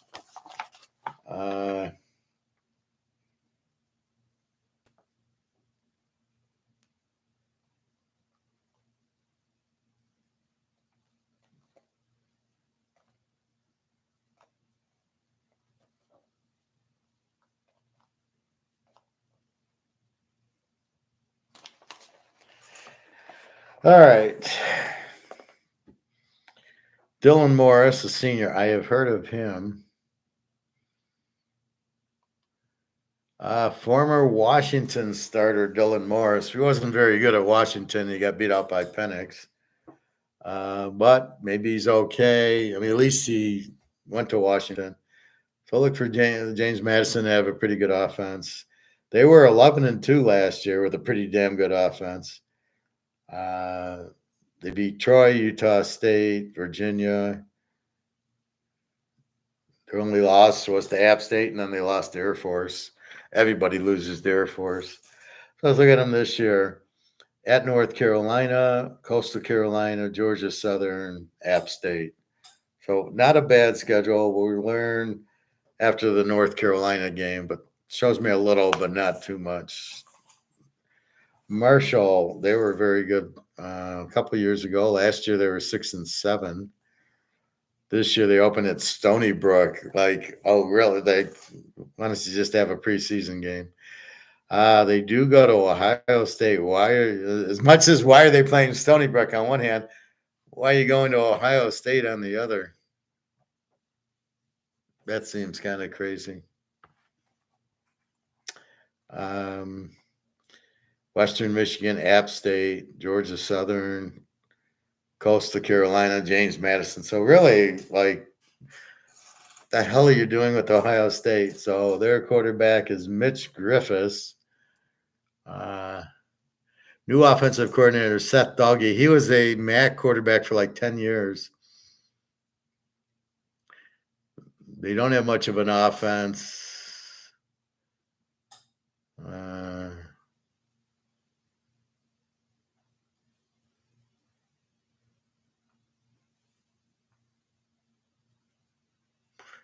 They did pretty good in the offense. So what on third down? Doesn't say much. So the new coach, Charles Huff, 22-17 at the school. But Seth Doggy's the offensive coach. So Marshall should be okay. They weren't great last year. They lost to NC State 48-41. Coastal Carolina 34-6. James Madison 20-9. See, that was their bad stretch when they actually had good teams they had to play. Funny how that happens.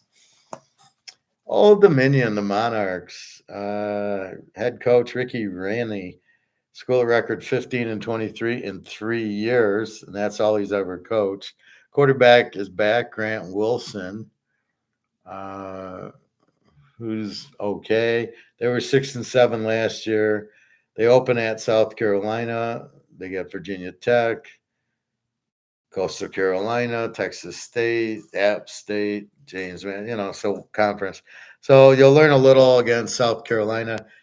These Old Dominion is in Norfolk, Virginia. So they're it's not when they play West Virginia or East Carolina or those, they're kind of rivalry games. Arkansas State. Butch Jones, we've heard of him. He was with the Cowboys for a few years. Then he went to college, and he was a good coach at, I want to say, what was it, Florida International or Florida Atlantic or one of those teams. Now he's on Arkansas State. He's usually got a pretty good offense. He's 11-26 here, 95-80 overall. And I think he won a national title or something. 2023 results, he was 6-7, and he lost to Oklahoma 73-0, which gets you absolutely nowhere. Here they are Tulsa. They're at Michigan and at Iowa State and South Alabama. And they get Troy and Georgia State. So Arkansas State's in for a big, at Michigan and at Iowa State. What are they trying to do? Good coach, quarterback, Jalen Rayner. I've heard of him.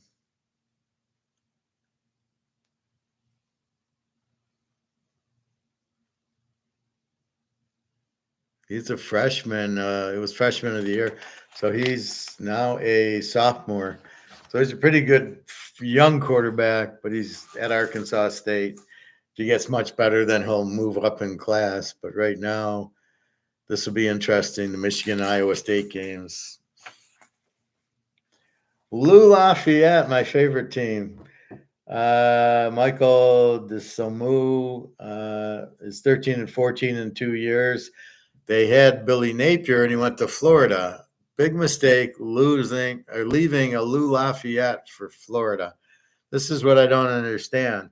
You're playing sunbelt conference, and you're winning. You want to go into SEC and play Nick Saban and Kirby Smart and Tennessee and LSU, really? And here your schedule is, they got Wake Forest and App State, Coastal Carolina, and South Alabama. And you want to switch that up for Georgia, Tennessee, Alabama, and LSU. Okay. You wonder why these coaches don't do anything. It's easier and less competition.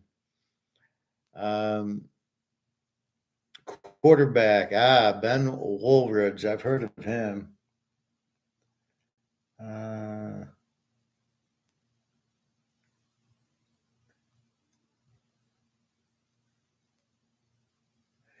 He's been there, so this must be what I'm thinking. He was there in 22, and then he got hurt, and then he's there 23. And here we go again. So he's experienced, but that's about it. So coach, so they're a pretty average team, Lou Lafayette. They need Levi Lewis back. South Alabama, Major Applewhite, the former Texas quarterback, is a very good offensive coordinator. And now he's 15-11 in 2 years at this school. Quarterback Gio Lopez is a freshman, so they're going to go with a freshman quarterback for Major Applewhite. They start off with North Texas. They're at Ohio, App State, and then they get to play at LSU. Who's scheduling this? At LSU, Troy, Lou Lafayette, Texas State, at LSU, really. Let's look at last year. They played at Oak State. They went to Oak State and won 33-7 last year, and they finished 7-6. Then they lost to Central Michigan and James, man, how do you win at Oak State? And they didn't win. It was 33-7. They killed them. And then they lost to Lou Lafayette and Troy. So the tougher teams they lost to. So the good luck with LSU and then Arkansas State. But LSU game, Bobby, it's September 28th. I assume that you're going to that one.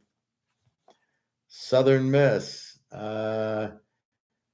New quarterback Tate Rodemaker. He's a junior.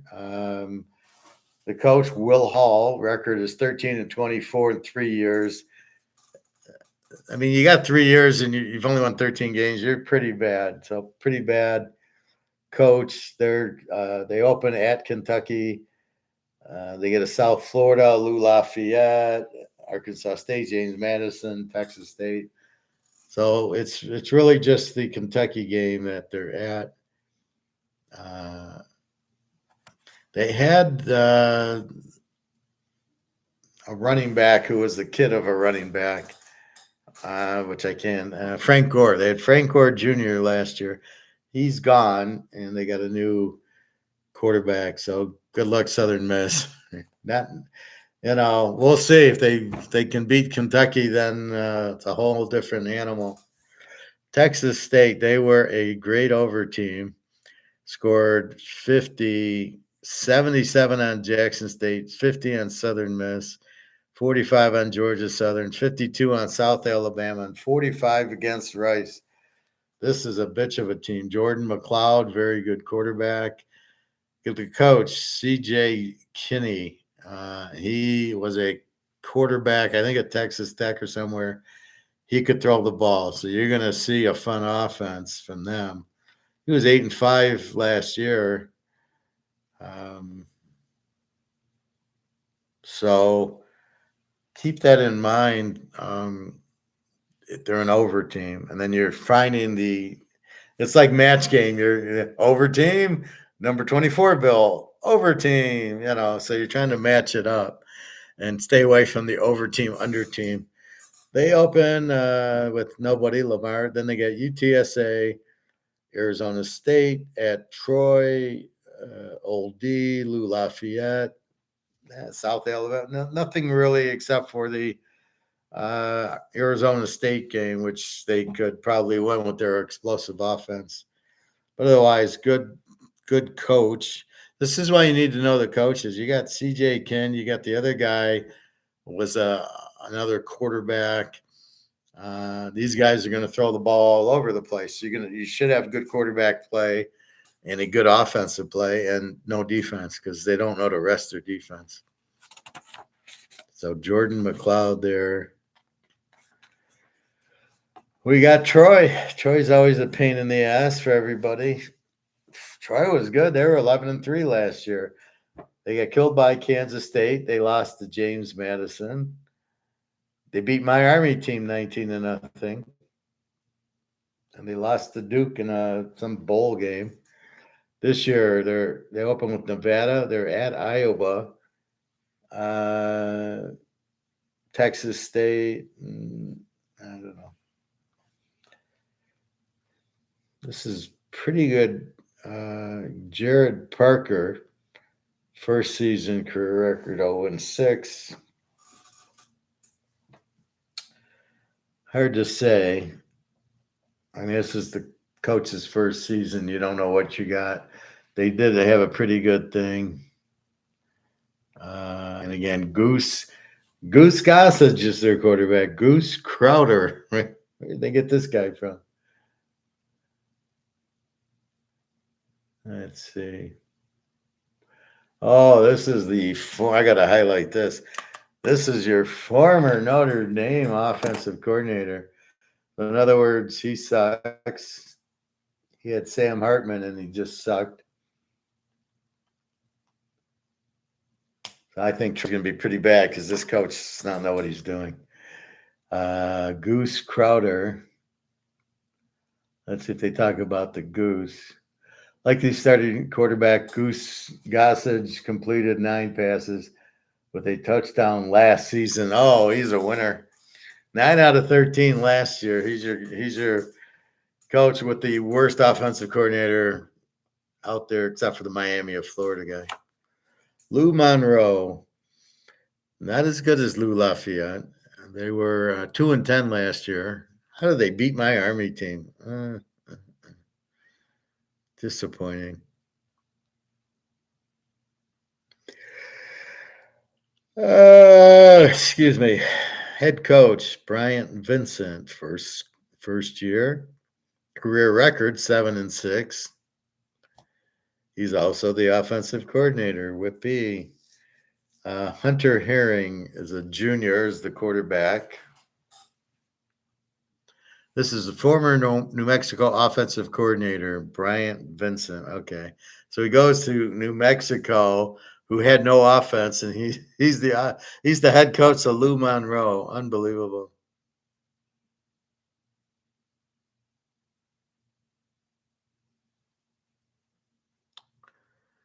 So I don't know. Lou Monroe will probably be terrible, and probably not have an offense. They don't have a quarterback. Hunter Herring. So that's all I'm doing today, Sunbelt. I mean, it takes too long. There's 16, 17 teams. It's insane. And you really don't know much. New coaches and then new quarterbacks. You have no idea. There's nothing you can do. You can only watch. Oh, wait. I need to look. I didn't see the schedules. My apology. So Lou Monroe opens with they're at Texas, at Troy, at Auburn late in the year. That 1 week when the SEC takes a break, and Lou Lafayette. Troy has Kansas State. No, Troy's got Nevada, at Iowa. So a lot of these teams, that first couple of weeks, they get that one, it's a Big Ten game, or they'll get – see, there's two ways to look at it. So from the perspective of the Sunbelt team, Troy, and they get Kansas State, well, it's a big game, and you can measure them by how they do against Kansas State. However, from Kansas State's perspective, if they don't win 65-0, you're like, what's going on? That's why it's very hard to play the upset there. You cannot take Troy over Kansas State ever, even if they're getting 20 points. It's too much of a leap. You've got to play the Kansas State or maybe the over. In conference, then you can take dogs because now you know how good these teams are. But here, you have no idea what to do with it. But you do get the advantage from the Sunbelt perspective. If they do play them well in conference, they're live dogs. If Kansas State doesn't play well, then what do you do with Kansas State? But you can never bet like a Division II team playing Alabama. Even though you get 40 points, you can't take it. You cannot go against Georgia and Alabama with these Division II or MAC schools. You can't do it. And it's just, but that's the way it is because they'll get what happens is they'll get the turnovers. That's really what happens. All of a sudden, they blitz the quarterback, he fumbles or he throws the interception, and then here they go. Let's look at Colorado. Have we seen? I thought we said the Big 12. Let's see. Let's look at the prime time schedule as long as we're here. As long as we're thinking about that. Prime time starts off with North Dakota State, gets Nebraska, Colorado State, Baylor, UCF, Kansas State, Arizona, Cincinnati, Texas Tech, Utah, Kansas, and Oak State. Yeah, he's got some big problems, Prime Junior here. Nebraska's a little bit better, but it really starts with Kansas State, Alabama, Cincinnati, Utah, Kansas, Oak State. We'll see. Some are not too bad, but that's what you look at. You can only get a bearing based on the other good teams they played. and try to figure out how they played this team is how they play that. Baseball is really difficult to do that in. See, this is the problem with baseball. Whoever beat Verlander last game, I don't even remember it. So let's look at the guy yesterday, right? No hits the Tigers for 7 innings. Or Verlander, 2 hits the Tigers for 8 innings. Can we use that against Boston or against St. Louis or Philadelphia? No, it doesn't translate. This is the big difference, football, baseball.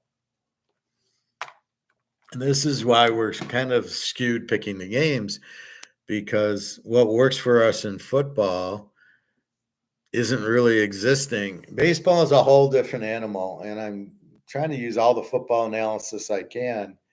It doesn't work because it's every day, and I don't have, as I said, I don't have Mahomes. Well, when I bet KC football, I got Mahomes every game, and he's not being pitch counted. I got him for 4 quarters, and even if he has a bad first half, he'll come back, right? And that's the key. But the defense, I know it's going to show up. The Kansas City defense giving up 15 points a game, I know that's what I got. They'll always show up, the defense. It's the quarterback who throws a few picks because the offensive lineman's a little hurt and he's getting blitzed and sacked, and that's the problem. But that's not what we have here. So keep that in mind. That's why baseball is so tough. I'm not even analyzing it like every day. I mean, I'm analyzing it, but I'm not looking at, let's see, the Tigers just played at Houston, got their ass kicked, and now they're at Boston or Chicago they're at Atlanta, who's a good team, but you're not even focusing on that.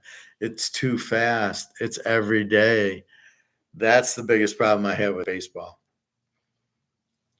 So that's your sunbelt. That's NFL Week 1, Stoic. We've touched base on. Let's go back to gold. There's one thing I was looking for that I found. 1787, there's a new constitution, U.S. U.S. is a single nation, 4 economic provisions. They outlawed tariffs between states. So Ohio can't tariff Michigan. Okay, sounds good. The U.S. world's largest free trade market, which is no longer. Metallic standard, no state can make anything but gold or silver the legal tender. Only gold and silver is money. Why the fuck are we printing this shit? If only gold and silver are legal money and it's in the Constitution, where's this coming from? There's no Federal Reserve. Why do we have a Federal Reserve? Wait a minute. The Constitution said none. How the hell do we have how do we have a central bank and income taxes that we never should have had? They're not in the rule book as of the concentration. What the fuck's going on here? 3, tax limitations, tax levied by a state's population. You throw that out the window. And 4, takings clause, private property cannot be taken for public use without just compensation. So they could do it, but they got to pay you for it. So very interesting. This made the U.S. the economic leader of the world. We were number 1 until we took the gold out of our currency, and we have money that is illegal. It's got to be gold and silver. There's no central bank. So this is my point about, if you look at the presidents, I was watching Die Hard 4 with the one with Justin Long in it, where they're doing the fire sale and all the computer stuff. And where was I going with this? So there was this video of all these presidents, and they were saying, you're about to lose control, and what happens if you don't have internet or whatever there's a big crisis coming. And all the presidents, Nixon and not Trump, because it was a couple of years, it was before Obama. So Clinton and then Nixon a lot, Reagan. And when you sit back and think about it, you're going, what do you see as the problem? And it reminds me of like football coaches. These guys they've never played before. They don't know what they're doing, and they're trying to run a country. And that's where I'm sitting there going, this is the problem with our country. This is the problem with any country. They become successful, and then they have another election, but this time they don't elect a good president. We get Obama, we get Trump, we get Biden, so we don't really get a good president because he's not qualified, because we're voting on, how he looks instead of our budding. So our problem is to hire qualified candidates for that. So it should be like the NFL commissioner, or not even him, but a good NFL coach. He's likes football. He understands it. He's got a good record, and that's really what you want. And this is the problem with it. Look at Miami. They get Don Shula, and they win 2 Super Bowls in a row. And Oakland has John Madden and Lombardi. And so the real great coaches won. And the problem is you don't have a great coach running the country. They're not qualified to run the country. This is the necessary evil. I read that somewhere too. But government is a necessary evil. And the guys running it most of the time are clueless. So what are you going to do, right? And it's the only thing you have. In every company, the head of GM knows automotive, or the head of Ford, or IBM, or Microsoft, or Intel. The head of the company knows the company. So you've looked for somebody who is president. And I really get sick when people are bitching because they make a lot of money. It's purely supply and demand. How many people can run a company? 10, 20. And so you go on a search, you hire them. Well, if there's only 10 or 20, they get paid a lot of money. And you keep them happy, you give them bonuses. So that's the thing, is if you can run a company, you make a lot of money because you're limited. It's no difference than Justin Jefferson getting $35 million as a receiver, or Trevor Lawrence getting $60 million because he's a quarterback. He's not a good one. He's not skilled for one, and yet he's there. So you got guys who shouldn't be there in the running the country, and that is the problem. That's really how it's so hard for a country to be successful, is because you have to have the right person running it.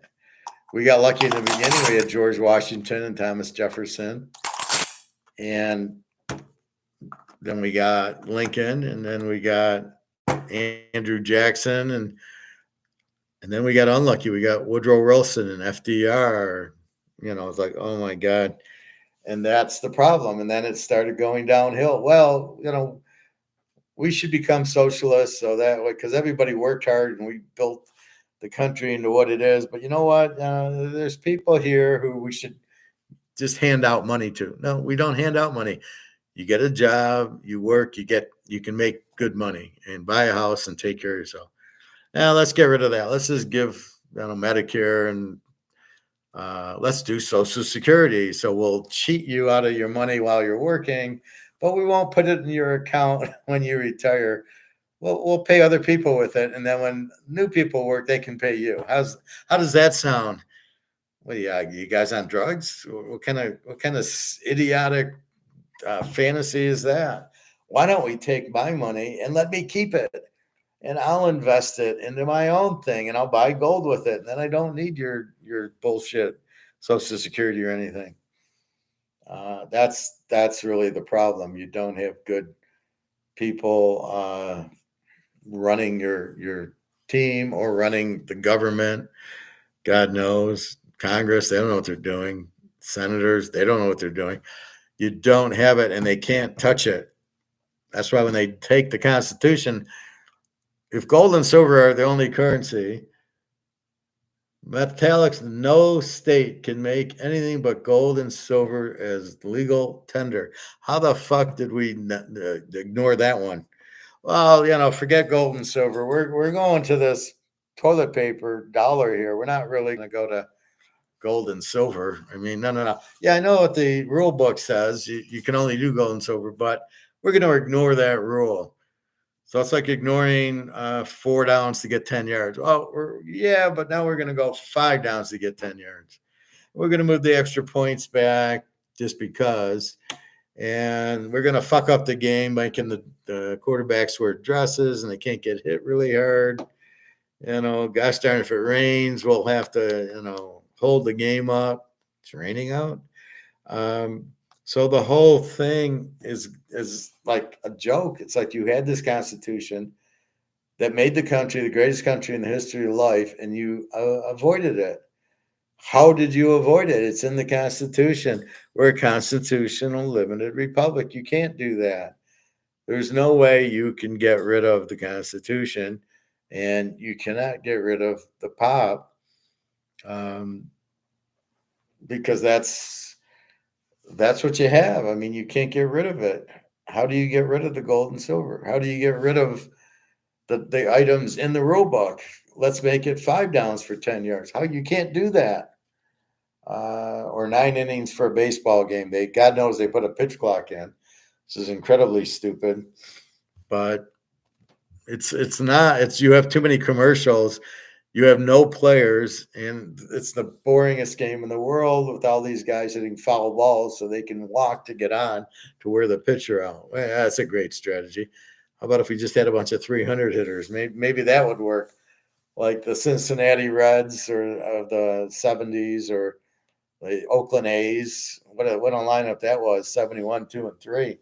That's baseball. You didn't want to end it early or have this softball 10th inning crap. But that's really what you're at. So how did we get away from the Constitution? I don't know. It's clear here they can only make gold and silver. So how the hell how do you make fiat? It doesn't say that in where did we get off of following the Constitution? That's why we have a rule book. Here's how you drive a car. When you come to a light that says red, you stop. When it goes green, you go. How did we get away from that? Right? Oh, no, we're still green and red. Oh, okay. How the hell did we get away from gold and silver as the dollar? No Federal Reserve. God knows what it said about the banks in there. I mean, how did we not follow the rule book? And then you see what happens. We go downhill because the rule book was written putting everything into it that could lead to the downfall, like fiat currency, like a central bank. They knew that and they kept away from it. There were central banks before. Why do you think France and Spain went out? So they created the inflation, and they are bad. And then so Thomas Jefferson and Washington and Ben Franklin, they write the Constitution, and they go, we've seen it. No, only gold and silver, no central banks. We don't want the banks getting too powerful. We don't want the banks having a monopoly on printing money. So what they did was other banks, there'd be 3 or 4 banks that would print the money and have the currency, and it's backed by gold and silver. And then if one bank fucked up, nobody would go to it and they'd go out, just like what competition's supposed to do. Not this bailout shit. So it's ridiculous. Then talking about the bailout shit that idiot was talking about, that's illegal. But that's what the role of the Federal Reserve is, to bail out the banks. But why is there a Federal Reserve in the first place? You don't want to bail them out if they can't compete in a competitive marketplace. They go out. So what do you have here? So you have a bunch of this shit. These bail-ins, I don't know if they'll do it or not, but basically, and we've talked about this before, where you don't have stocks. You buy the right of 100 shares of Microsoft, but the broker keeps the 100 shares. So if you think you have the shares, you don't, and then they can easily take it from you. So that's what happens. And you're trying to avoid that shit. And same thing with the banks. I put $1,000 in the bank today. It's not my money. It's the bank's money. I gave it to them, but the bank does show me with $1,200 in my account. So I can use the $1,200 if they have money in the account, but it's their money. I gave them the $1,200. Here's $1,200. All right, we'll hold it for you. If we don't need it, we'll give it back to you when time comes. But it is in nowhere where it's worth anything. It's not my money. Now I can go get it. I can go give me $1,200 and they'll give it to me if they have it. But it is by no means, it is now the bank's money.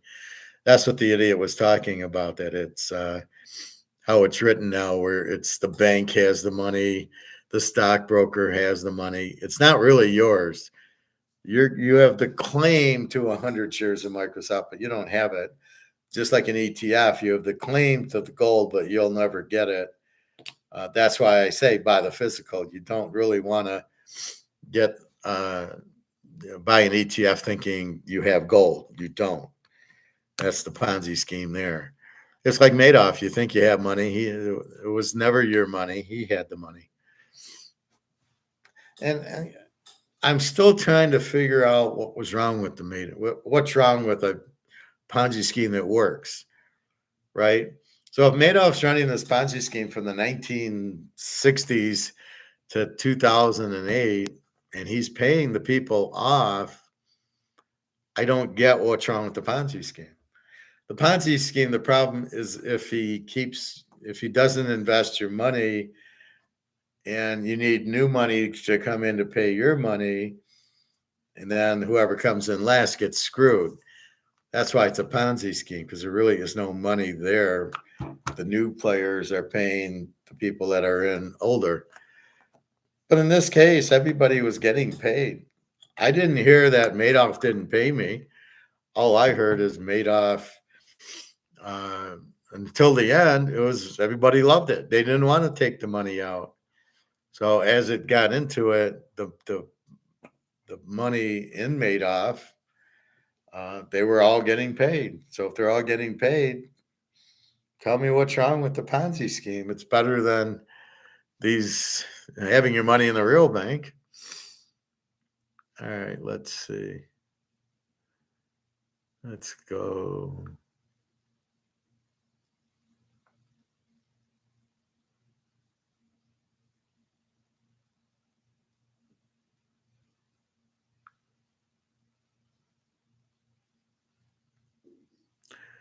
I want to go to just check the gold price before we leave.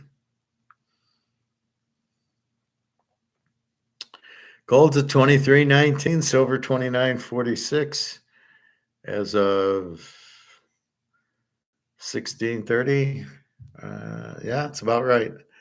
23.19. So not a big day. It's a big derivative at 10 o'clock, which is normal. And then it came back up, and that's it. So keep that in mind.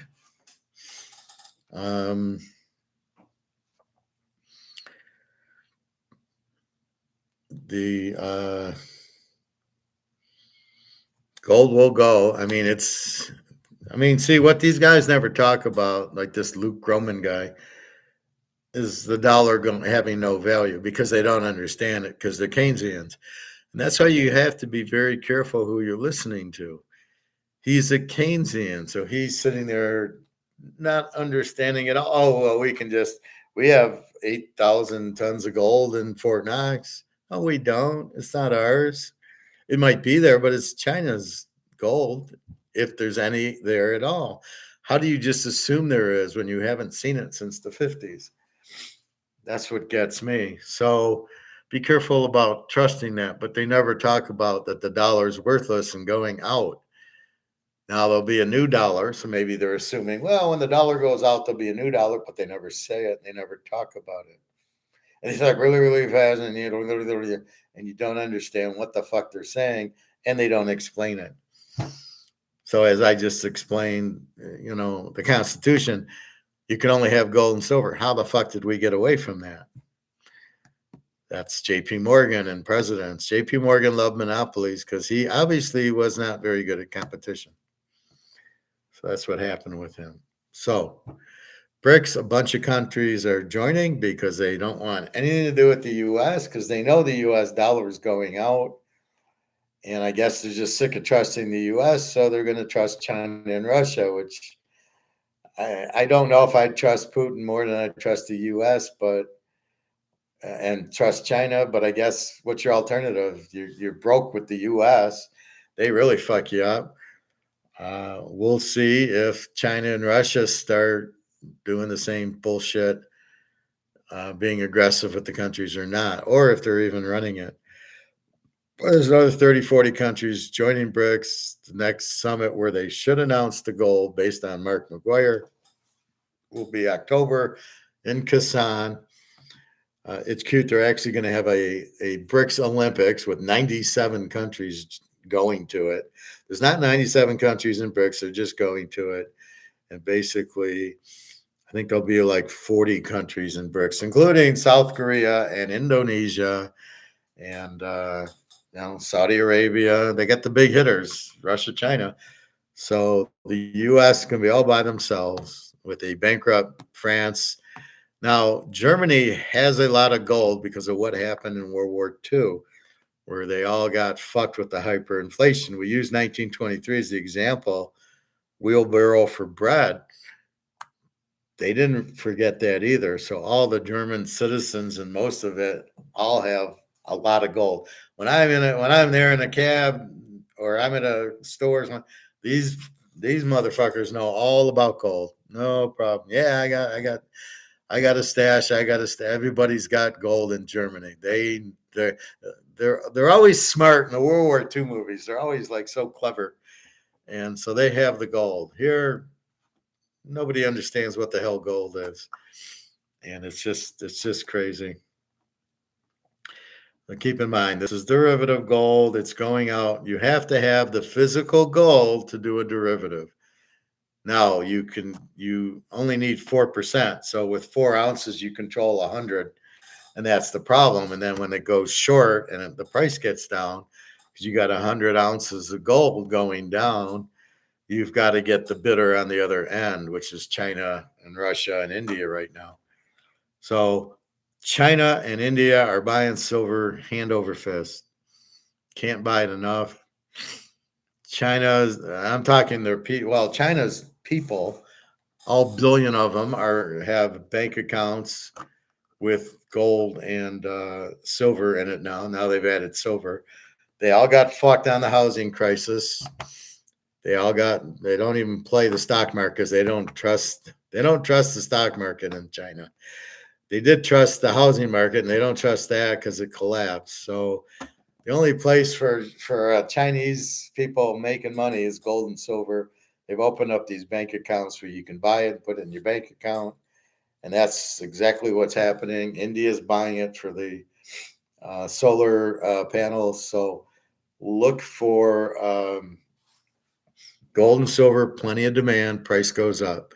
Comex can play their little game. I don't even know why. If they're trying to keep the price down or they're just having fun with the derivatives, making money because it goes up and it goes down, and they do an Eddie Murphy and they sell it at 2,400 and buy it back at 2,300 and then sell it at 20, like today, 23.20, and all this bullshit. I do notice sometimes when they buy it, it goes up like $20 or it goes down 20. But it's a broken system. It's not a real system. The real physical gold and silver are worth 10 times what they show in a derivative paper market. It's nothing more than a paper market.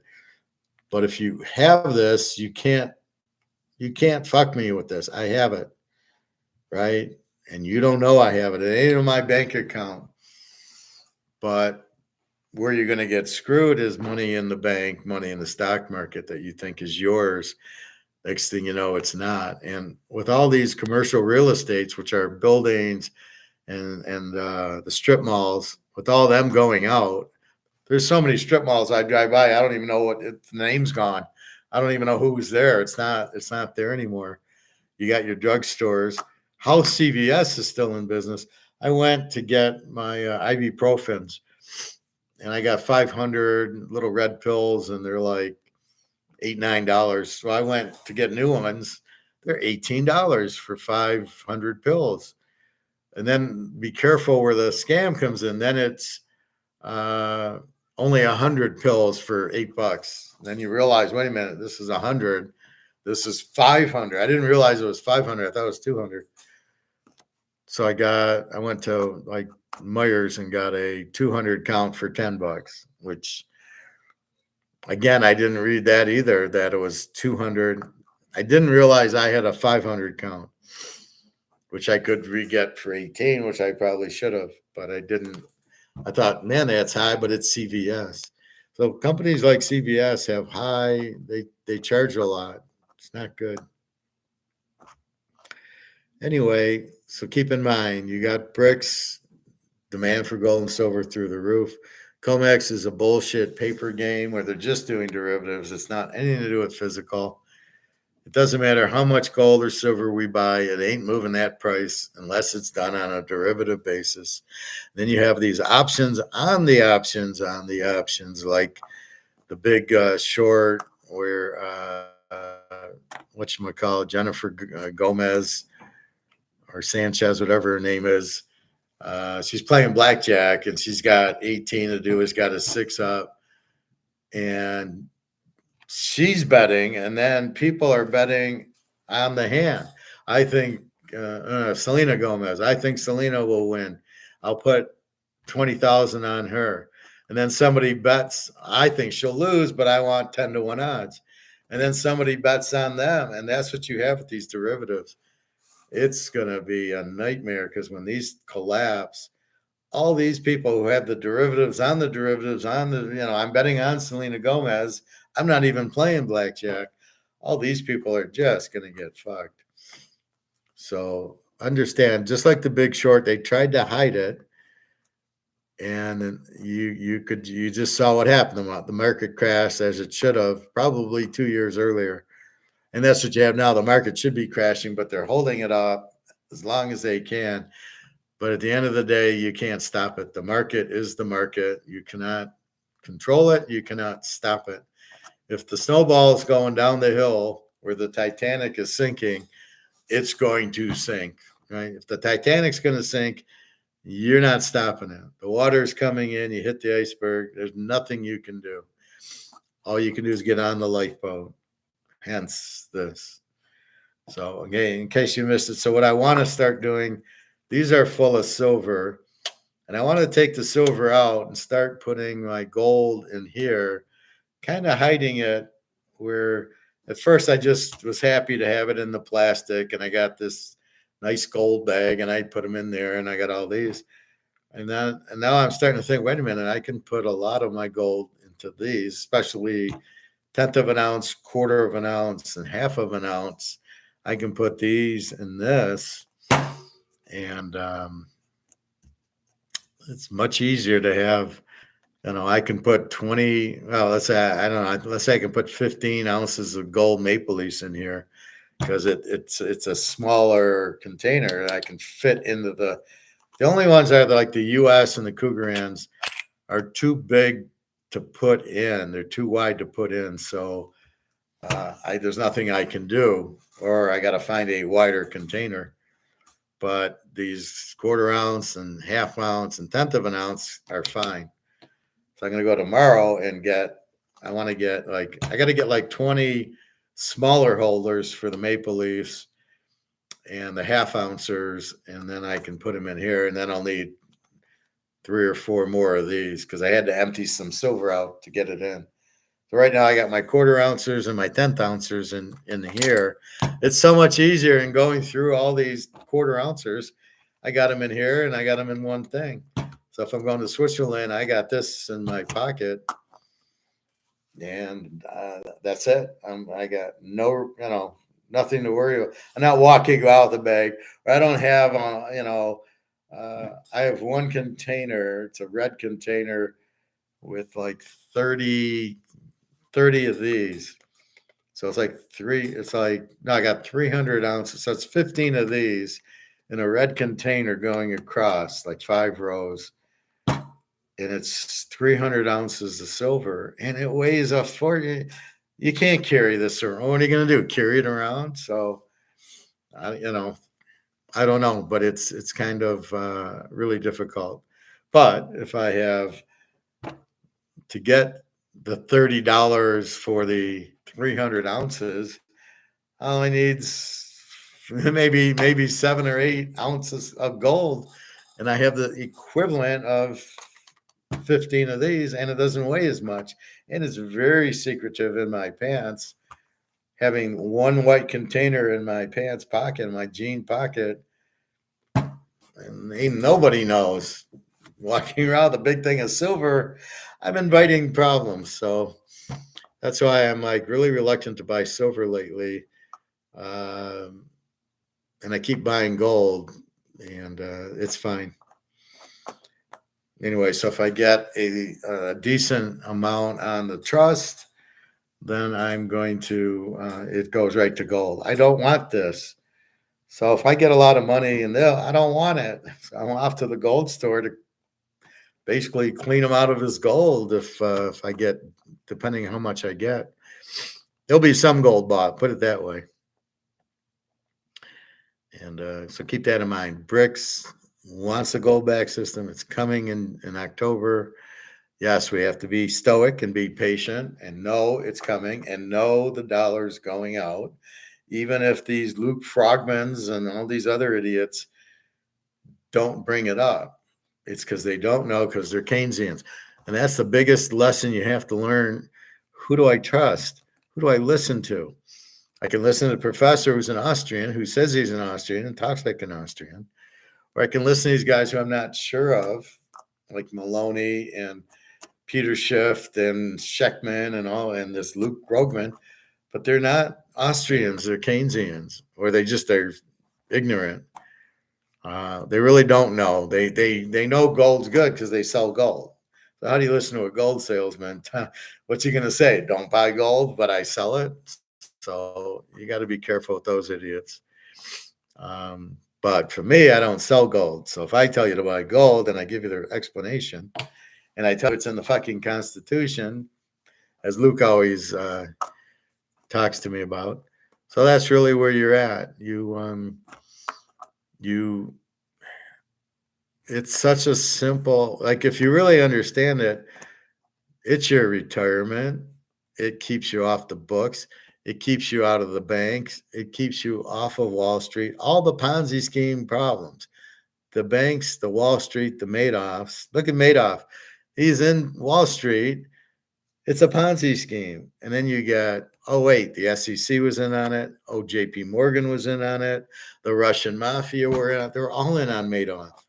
Why do you think the SEC, if you ever watched the Netflix one, and this guy keeps sending here's 13 bullet points about Madoff that, wait, he doesn't lose. And where's his trades?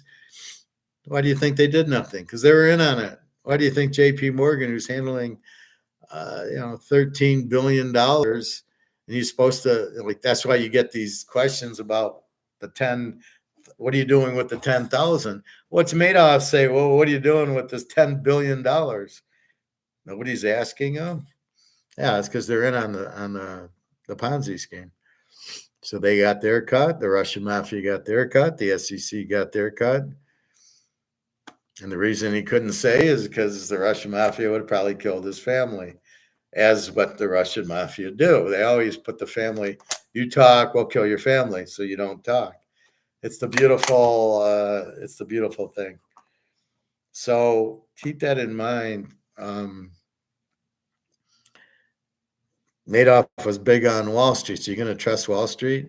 And keep in mind, the stocks are not yours anymore. You buy 100 shares of Microsoft, they're in your name as you have a right to them, but they're not yours. You can't get the certificate. Those are, JP, whoever's running your E-Trade or whatever.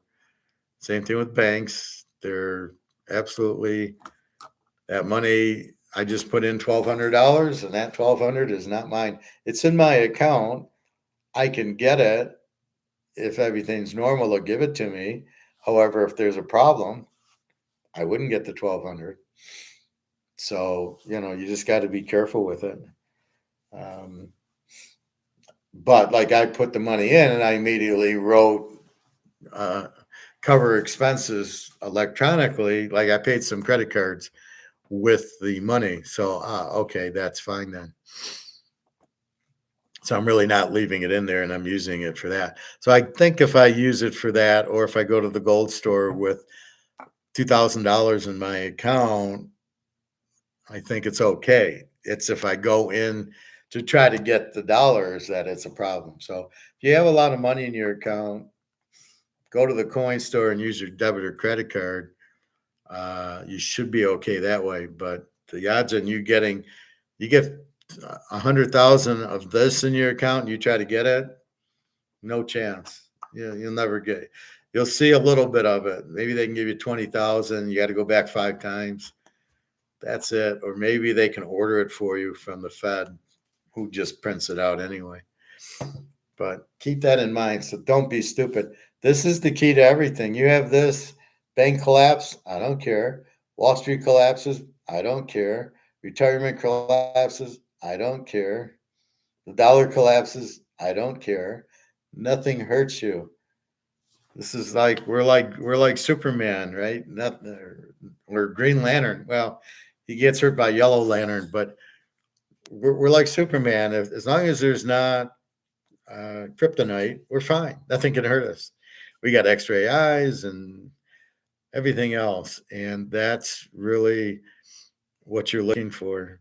I like how Kill Bill used Superman. Is he wakes up as Superman, he turns into Clark Kent, but Bruce Wayne becomes Batman, and like, dude, they're all the same. They just wearing a costume. It's just funny, but that's really where you're at.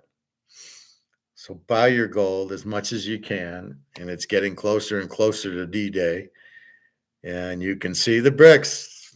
Don't even listen to me. Check. 40 countries joining BRICS in October. Why? Because they want gold. Why are all the central banks buying gold? Because they don't want to be in dollars because they know it's worthless. And don't believe there's 8,000 tons of gold in Fort Knox. Anybody that believes that's out of their fucking mind. Show me. Well, I can't. Oh, Howard, I don't believe you bought gold. Oh, really? Well, what's this? And you go, oh, yeah. Oh, yeah, he proved it. Prove you we got 8,000 tons of gold in Fort Knox. We want to see it. Well, we're not going to show you. Yeah, because you don't have it. That's why you're not going to show me. There's nothing to show me. So keep that in mind. All right. So we did baseball. Let's do one more through. We got Philadelphia tonight. We got Pitt. We got St. Louis. We got Atlanta and the Cubs under 10. And they're all 5 units. I assume the wind's blowing out at Wrigley, but the pitchers are 3.0 pitchers, and you can't hit them. You can't hit them, so you can't, have 20 runs in the game. But we'll see. So 5 picks today, and again, 300 million ounces of gold is 9,300 tons. Basically 9,000 tons. So when they say 300 million ounces, or I don't know why they use ounces. I prefer tons. It's much simpler. Oh, we got 8,000 tons of gold. Not 260 million ounces. Because the reason is, the central banks will buy 1,000 tons of gold. They don't buy all these ounces. But if you only have 8,000 ounces and these guys buy 2,000 ounces, you only got 6,000 left. Not because a million, again, it's 1,000 ounces times 32,000 ounces of gold. So, 1,000 tons times 32,000 ounces, and there goes 3 million ounces of gold out of your store. Or no, 1 ton. So 1 ton's 32,000. So if you have 100, it's 3 million ounces gone, and all they did was buy 10 tons. I mean, not a lot, and they'll buy tons. So that's why it doesn't make sense to call them a million ounces. It's 8,000 tons, and we don't have that in Fort Knox. And if maybe we do, but I don't believe it. In other words, show it to me.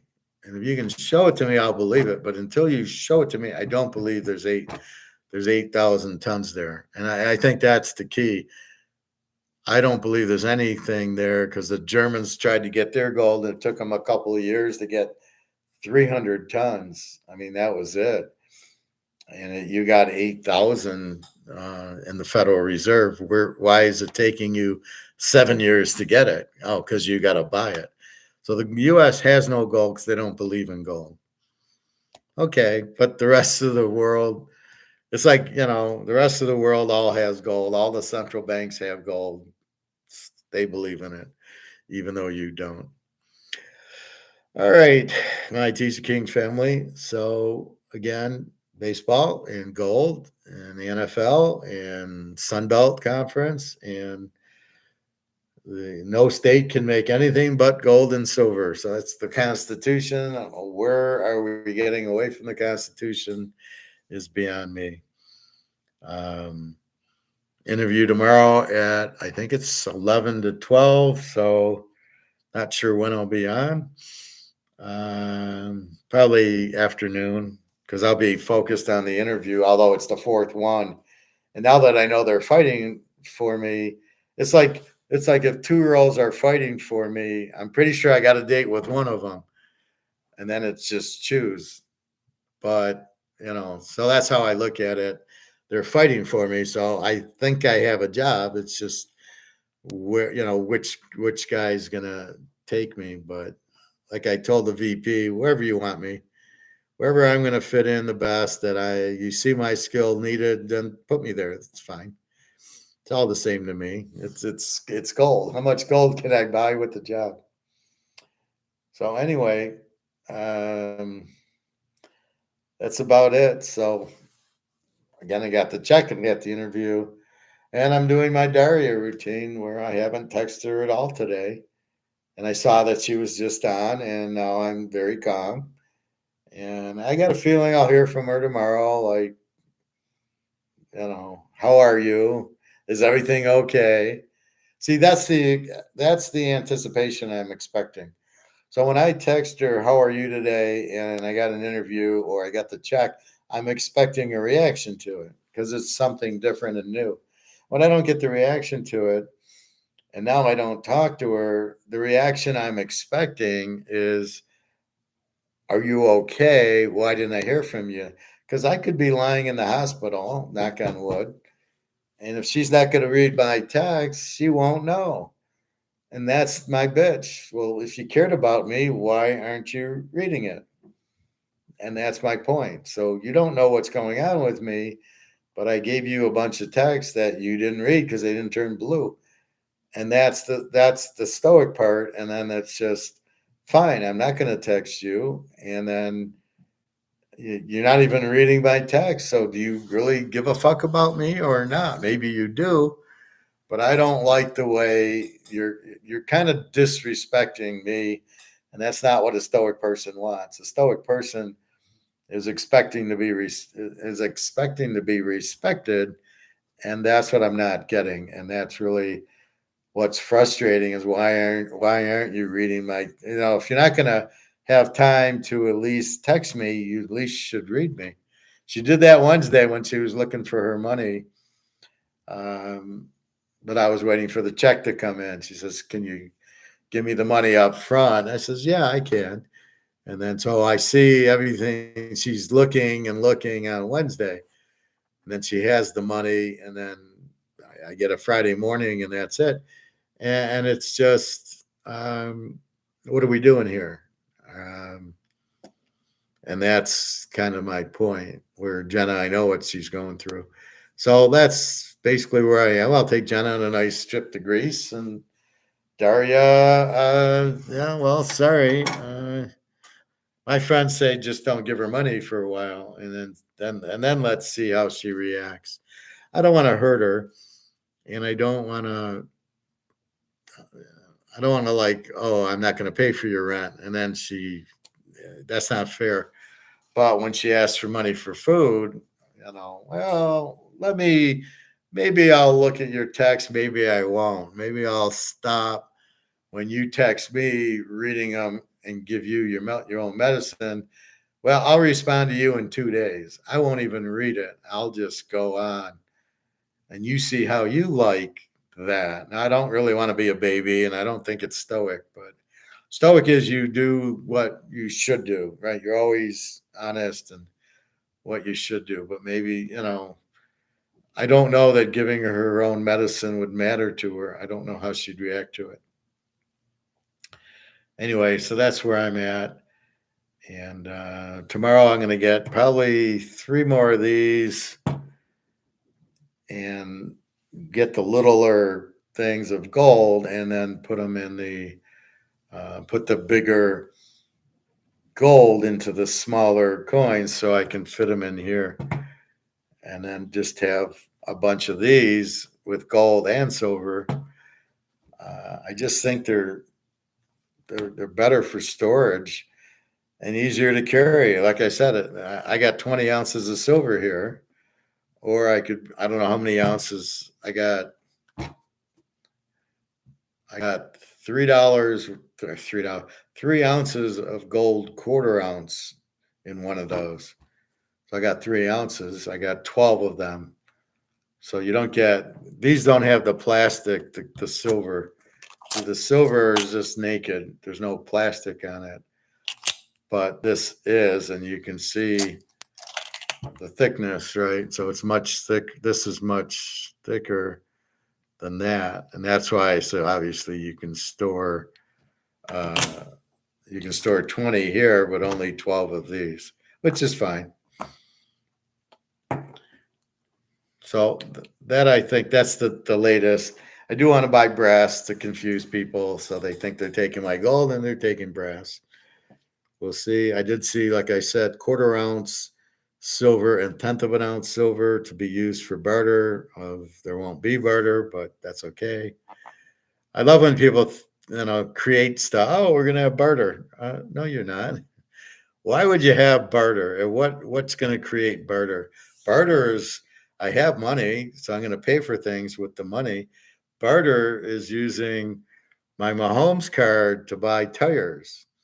That's barter, right? It's not a medium of exchange. Well, we know this is worth $1,000. The tires are worth $600. I'll give you this. You put on 4 tires on my car. That's barter. But I don't think you barter with money. If I have gold or silver, I'm not really bartering with it. The problem is you don't know what to price it because this is gone. So how do you price a milk in gold and silver? And that's going to be the question. But it's just you change it, right? The dollar will be going out. It's only when the dollar goes out, your eggs won't be priced in dollars anyway. I mean, how are you going to price it in dollars? So once that goes out, you're not pricing eggs in dollars because there's no dollars to price it in. So now they got to price it in silver. What they got, then they have silver change. Well, I got my ounces. I don't need tenth of an ounce and quarter of an ounce. But that's really what'll happen. You'll just go to that. Anyway, all right, that's enough. I think I've talked enough. Anyway, hopefully this helps. If you got questions, go to www.teaserking.com and email me, and or just come tomorrow. I don't know, maybe 2:00, because I have the interview 11 to 12. Then I go to the pool, so about 2:00. Feel free to ask me questions here, like the real D did. That's what we're looking for. All right, everybody. have a wonderful night. Have a good day. It's hot out, so I might just go to the pool here. And I know I've already been to the pool, but just to get out. All right. I will talk to you soon. Have a nice day. I hope I educated you. And I hope I educated you not to listen. Do not listen to this Luke Groman. I'm doing it. I am not jealous. I'm not better than him or worse than him. I pointed out, this guy doesn't know what he's talking about. Why would you want to listen to him and get bad information? So that's why I do it. All right, everybody, www.teaserking.com. Take care. Have a nice night.